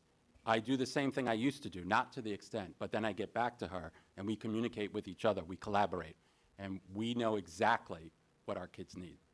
So it really works out very well. And I have to say again, she wasn't able to be here tonight, but 3 months ago, I was in Miss McGinn's office, and she was rolling the schedule, whatever that happens. And she had all the courses in there and was working on it. And she said to me, I go back to it every morning. It's the first thing I do. And I put in new information every day based on what she knows that the kids are requesting for courses until everybody gets what they need. I do it at the end. That speaks to the articulation, right, between Yes. buildings, right, between Oh, yeah. elementary to middle to high school. We're all talking every day. And the long-term and the reactive planning that you have to do. You have to Yes. do it all the time. So I think hearing that it has a direct impact on student learning and student achievement that's the best that we can do. Thank you. You're welcome. Thanks so much for the presentation, and this was a huge undertaking. To get 6 through 12 ICT and all the core subjects, all those pairings. So thank you to everybody who worked so hard to make this happen, and for just being willing to try something totally different and make it work, and put in all the time that took to make it work. And so many of the things that you said are such benefits, kids having more time for electives, having more continuity in the people who are providing them support, the fact that you're meeting with guidance counselors as well and looping them in. There are so many good things happening. And the thing in particular that stood out to me is that it really depends on collaboration, right? Between teams, across teams, with administration. So just a couple of questions in that vein. First, I know this is being done in the core subjects, so is there any need for it or way to maybe not provide ICT in the non-core subjects, but take some of the principles and help teachers in those subjects use the concepts in a way that might benefit? And I know it's we're going year by year, and we're building, like you said, with guidance. We're building year after year, so we can't do it all at once. But that's one thing that struck me. I call it positive viral, in that, we're starting with this, and then it's this, and then we have teachers that maybe are a general ed teacher in an ELA class that's ICT, and they've been through all this training, but maybe they have one class that's an elective class, and now they're bringing the practices into those electives, and anything that's good for kids. We're all here because we want kids to do great. And so the minute we start having success, everybody wants in on it, because we all want to feel like when we get in our cars and go home, I helped kids today. The kids in my class were successful today. I met the needs of everyone sitting in front of me, regardless of what we teach. So certainly there's a trickle down or a spread. I don't like to necessarily use trickle down, but there's the spread effect of it's a success. The practices that we utilize, differentiation, scaffolding, our instruction will spread throughout the building as part of the training that we do, and eventually it will become, the norm, the typical practice. Yeah, I think that's another added benefit, because I know even when I was teaching, the special ed teachers that I was not an ICT pair, but there were always those things that we struggled as general ed teachers to get across, not just to special ed kids, right, but to all students. And very frequently, the special ed teacher would have a new way of looking at it that would unlock it for a lot of kids. And so I think as we're building, and spreading this positive virus, even little ways for those teams to teach their peers, take the hardest unit you teach and just share different strategies, I think would be just a great addition. My only other question is, I know I love that you're logging parent feedback and looking for patterns. Do we have any formal process in place where parents and students are having an opportunity to give end of year feedback or something more systematic that reaches everybody, not just the parents who are deciding to call you? Yeah, so this year we happen, it's perfect timing, because our indicators through the state rotate. And so what that means is that each year we have to conduct a function of data collection for the state. This year it's our parent survey. Okay. And our results are through the roof. We're also typically it's just mailed out to parents. I did ask my staff in the PPS office to call our parents, which they've been doing for about a month now, just so that we get, and we have to meet a threshold for the state for that reporting.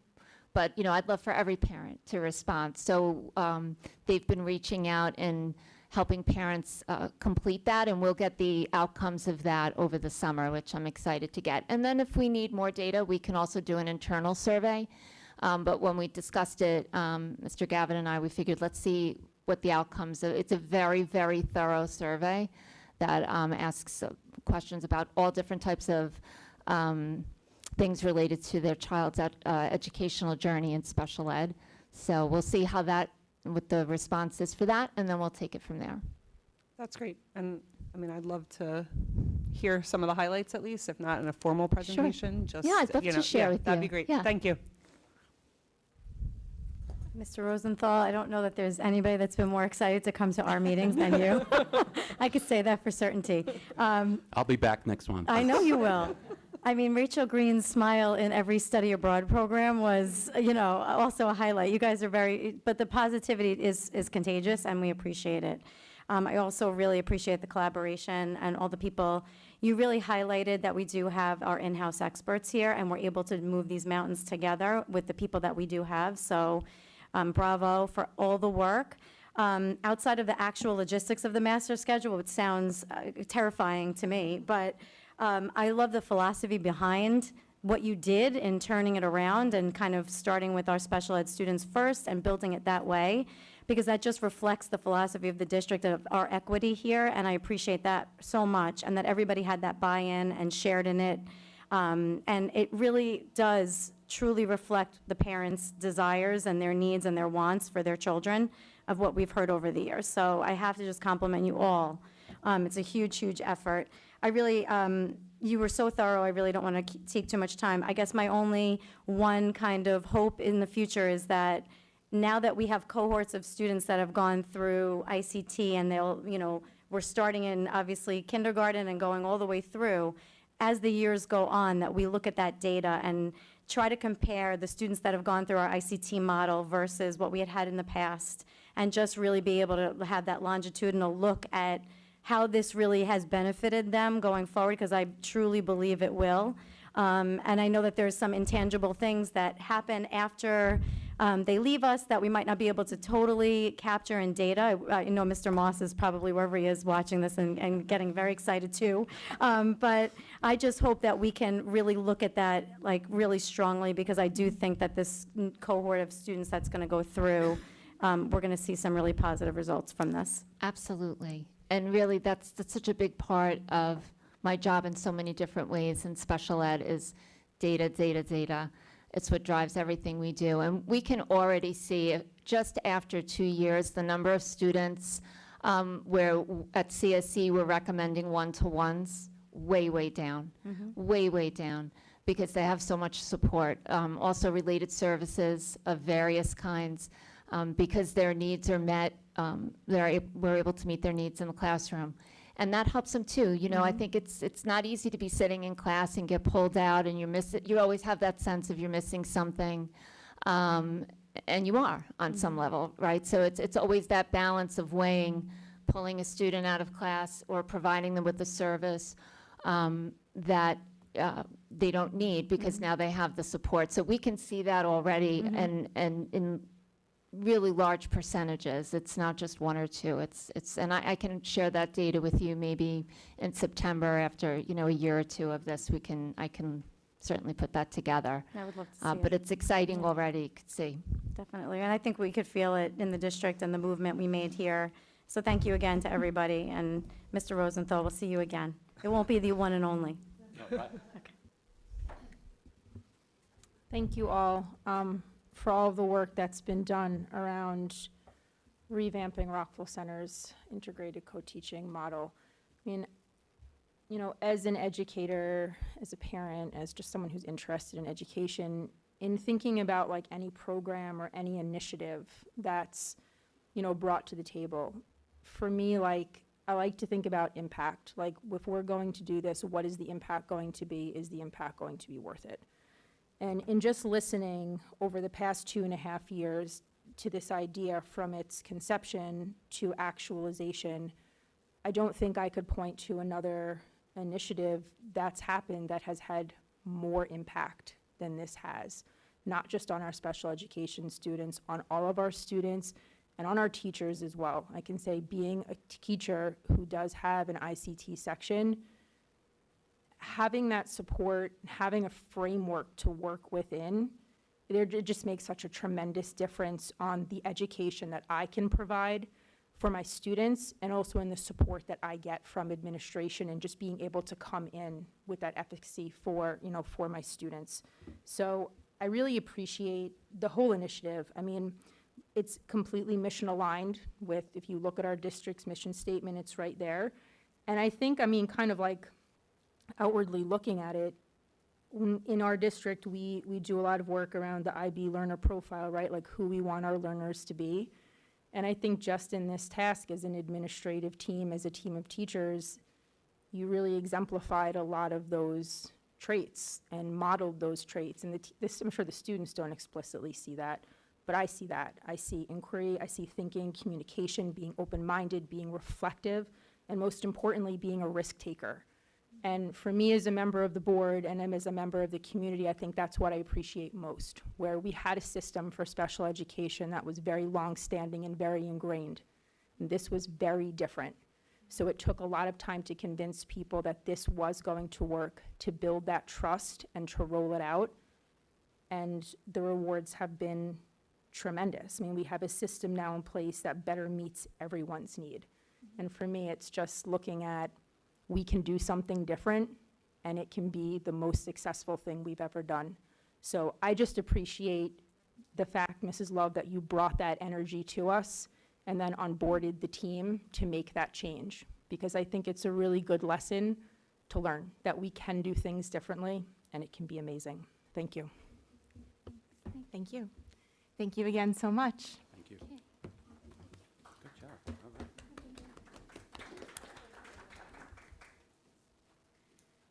Any administrator that would like to go home? Have a good evening. Turning to policies.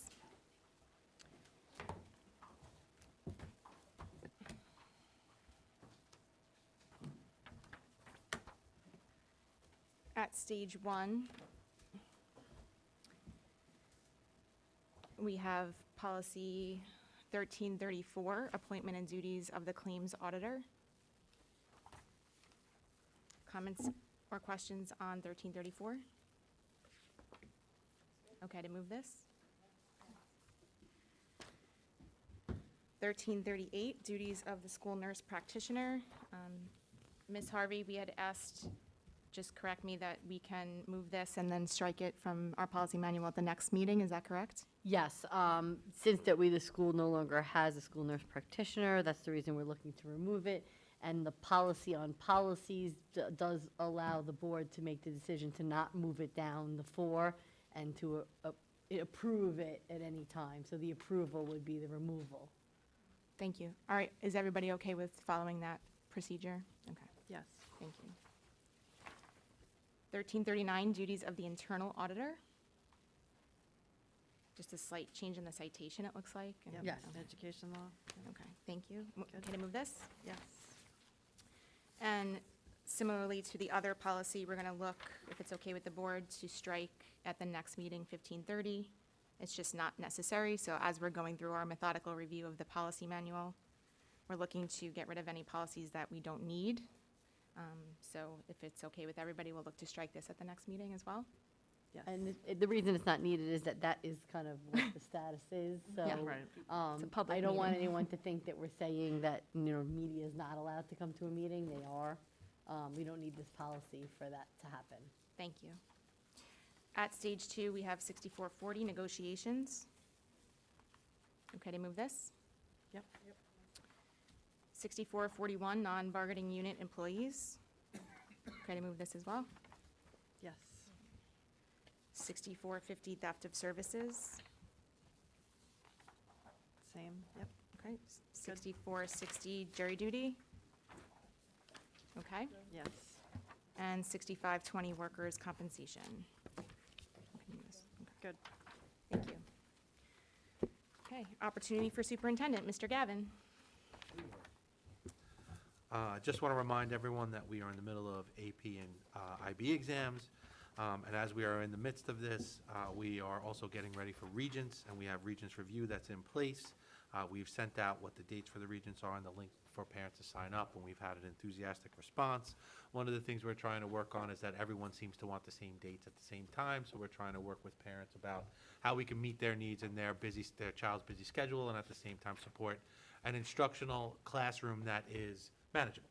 So we don't want 105 students in an earth science region. So we're working on that with our parents, but we can say that the demand has been pretty robust. Second, I want to say congratulations to the Covert Best Buddies Club. Covert's Best Buddies Club was nominated for Outstanding Elementary Chapter of the Year in New York. The chapter recently raised $2,500 for the National Best Buddies Association. This recognition is a testament to the dedication and hard work of our students, staff, volunteers, and of course the great support of Covert, who have made a positive impact on the lives of individuals that require Best Buddies. So I just wanted to say thank you, and I'll be brief and Thank you. completed. Excellent, thank you. Opportunity for board members, Mrs. Messier. Thank you. I'm having some internet connectivity issues, so I don't have my list up in front of me that I did prepare. So I'm Okay. just going to have to hope I can remember. First and foremost, I want to wish all of our teachers a happy Teacher Appreciation Week. The work that you do is incredible, instrumental, and transformative, and it's a hard job. And I recognize that it's a hard job. It gets harder every day. So thank you for your efforts, your dedication, and your commitment to our students. I'd also like to wish our principals a belated National Principal Day, which was last week. All these days are in May. Thank you for your leadership, for your commitment to growing your staff, to growing your practice, and to making sure that our students have warm, welcoming, and supportive school environments. And finally, today is School Nurses Day. Thank you to our school nurses. Value, appreciate the time and effort you take to make sure that our students are well. So thank you for that. I did have an opportunity to attend the High School Musical a few weeks ago. I feel like we haven't had an opportunity since then, and I have to say I was absolutely blown away. I'm not a huge theater person, like admittedly, my daughter is very into it, so I take her. I actually took my son, which shockingly, he sat there enthralled, and I didn't have to go to the bathroom 30 times. It was great. But just from like the acting to the sets, to the costumes, to the music, it's phenomenal. I don't know, I literally was blown away by that performance. I'm looking very forward to the middle school musical, which I'm sure is going to outdo the high school musical, Little Mermaid. Looking forward to it. I also enjoyed going to the art show at the library. We have some very, very talented artists, so thank you to those students and their teachers for that work. And then finally, I'll just end by saying to our students who are no longer here, but I really appreciate the time that they took tonight to come and advocate for things that are important to them. And we're certainly listening. So thank you. Thank you. Mrs. Hackett? Yeah, I agree. I wanted to start by saying thank you to all the students, and it makes it so much more fun for us and reminds us of what we're doing here. And Mrs. Love and Mr. Rosenthal brought it back to the students and how everybody wants to feel good at the end of the day, and this is what we all want to do here too. So I really appreciated every student that came tonight, fitted into their schedule and advocated for what they're looking for. Thank you for all the presentations, the great information, and the camaraderie, the collaboration. All of it is really important to us. I'm going to keep it brief because I know we're running late, but I also wanted to just say, I know this is our last opportunity before the budget vote and the election, and I hope that the community will come out and support the work that this administration has really done. Mr. Bartels has done a fantastic job again of putting together a very sound budget that's affording our children many, many new opportunities. Mr. Gavin and his team in collaboration have just done a fantastic job this year, so we thank you. And I'd like to thank both of my colleagues, Mrs. Barry and Mrs. Messier, for putting themselves back on a 3-year term. That is really huge for us as a board to continue to work together. We've done a lot of good work together, and we also have a great team happening, and I appreciate you both. And I just wanted to publicly thank you, and Mrs. Barry, for your leadership for the last 2 years as president has been just fantastic. So thank you both for stepping up and looking to serve our community again. So I just wanted to say that. Thank you. Thank you. Mrs. Gruner?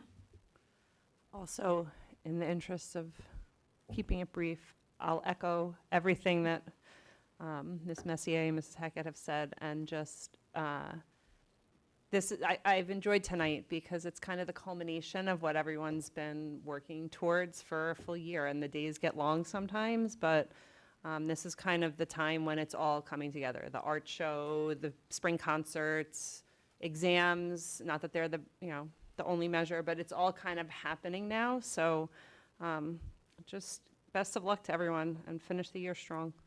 And good luck. That's it. Great, thank you. Dr. Downing? Yeah, agreed. Nothing else I can add. My colleagues have said it all. Thank you, Ms. Ramsey, Ms. Love, Mr. Rosenthal. Lots of positive change, lots of success to celebrate. Thank you, Mr. Bartels, for your work on the budget, and please do come out and vote on May 21st. Thank you. Thank you. Thank you, everyone. And going last is hardest, actually. We wish all of our students and staff a really successful end of this month, and we're in the home stretch, so good luck to everybody. We have your back, and we're really proud of all of you. Okay, opportunity for visitors. The public is reminded to address questions or remarks to the board through its president. It's requested to refrain from making any direct references to students or staff members that could be considered critical of their performance or their character. Such references to individual students or staff members are inappropriate in a public forum and should instead be conducted in private conversation with appropriate members of the staff. The public is asked to state their name and address and to please limit their time to 3 minutes. Thank you for your patience, Mr. Greenfield. Jeff Greenfield, Yuba Court citizen taxpayer. I want to begin by thanking our security guard for getting me a chair under the Americans for Disability Act that I could actually sit in. I have only 3 questions tonight. One is a holdover from last meeting. I still don't understand the exact number, and I haven't been able to piece it together in the budget, how much we're spending on security. We have a third-party contract for our director. We have our security staff, and we have other people under other budget lines working in security. So I don't know why that's a trick question, but I'd like an answer to it, if not tonight, at some point in time. The next thing is on the foundation aid in the belated state budget. What was the final number we got, and how did that compare to the number that we used in the budget? And the third item that I need some clarification on is this bond funding, refunding, 28 million serial bonds. What interest rate was the bonds that we are retiring? And I guess we're rebonding at a lower rate? And what is that lower rate? I'll start with that first. The bond refunding, we're just putting that in place because right now the rates are a little bit under what the bonds were purchased at, which I believe was right about 4%. So we're a little under that now. What this resolution gives us the ability to do is to go out and basically take action when we feel it's the best interest of the district. So right now, we'd save a little bit of money. We're hoping the rates are going to go down a little bit more, and we'll be able to take advantage of that. We're not rushing into it right away because they say there'll be 2 decreases. It sounds like 2 Yes. cuts, Jeff, so yes. And especially for Election Day, I think that's going to happen. It's going to be manipulated to happen before Election Day, and we should seize the moment. Yes. I mean, the rates have been high, so Right. we really hadn't thought about this, but now the rates are coming down a little bit, and we want to be ready to take action once we can. So we're now 10 years into those bonds, so we can now refund those bonds and We're do them. recasting them, we're not Yes. refunding them. We're Yes. recasting them. So at some point, could you report to us and the school board how much money we're saving? I think it's a good thing, a positive thing, by this action. Yeah, we're, right now. When you actually execute it. Right now, over the term of the loan, we would save about $300,000 or so. But with a swing of just 25 basis points, we could save over $1 million. And a swing of 50 basis points, we could save million and a half. So it could be big differences and some small swings. So we want to make sure we take advantage as best we can. I'm glad to hear we're positioning ourselves for that. Yep. As far as foundation aid, we are receiving the same amount of foundation aid for next year that we received this year. So we were basically save harmless for that. That was about $160,000 that we got back. That's in addition to the revenue forecast we have in the budget. So the forecast that we put in the budget to support next year's budget was the amount of state aid that we're getting this year. So that $150,000 will be additional revenue for next year. Concerns we have about adding that completely in as part of the budget for this year, for next year, at this point, is we're never sure about our expense-driven aids to make sure that all that stuff, because that's based I on how much wasn't we're advocating that, I spending. just want to know. Okay, that's 150. about 150. Did we get any other surprise money? No. Okay, Well, so That was when I, it. when I get the postcard in the mail from the politicians touting things, I have to call you up to verify. Right. Just the 150. Verify and then Just trust. the 150 from Senator Thomas for the guidance suite. Yes. So that's not, that was a surprise to us, but we knew about Well, it he- probably about a month That ago. was separate and not Yeah. part of He the thought he state was aid running grant. for Congress at that point in time. Got to strike when the iron's hot, Jeff. I'm glad he surprised us all. He surprised the village with money, so I'm glad he was Santa Claus. And as far as security, total security, I'll have to come up with those numbers. I can pull them out of the budget, but I don't have them right at my No, hands. I didn't expect you to write it, but at some Yep. point, I'd like to hear that. Sure. Thank you. Thank you. Thanks, Jeff.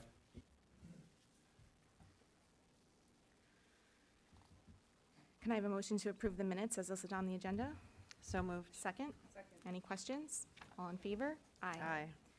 Can I have a motion to approve the financial reports as listed on the agenda? So moved. Second? Any questions? All in favor? Aye. Aye. Can I have a motion to approve the receipt of financial reports as listed on the agenda? So moved. Second? Any questions? All in favor? Aye. Aye. Can I have a motion to approve the resolution regarding refunding bond as listed on the agenda? So moved. Second? I have to have a roll call vote, actually. So Mrs. Messier? Mrs. Hackett? Mrs. Gruner? Dr. Downing? Yes. And I'm yes. Can I have a motion to approve items 03 through 012? So moved. Second? Any questions? All in favor? Aye. Aye. Can I have a motion to adjourn? So moved. Second? All in favor? Aye. Thank you, everybody. The budget vote is May 21st, and our next meeting after that is May 30th. Have a good evening.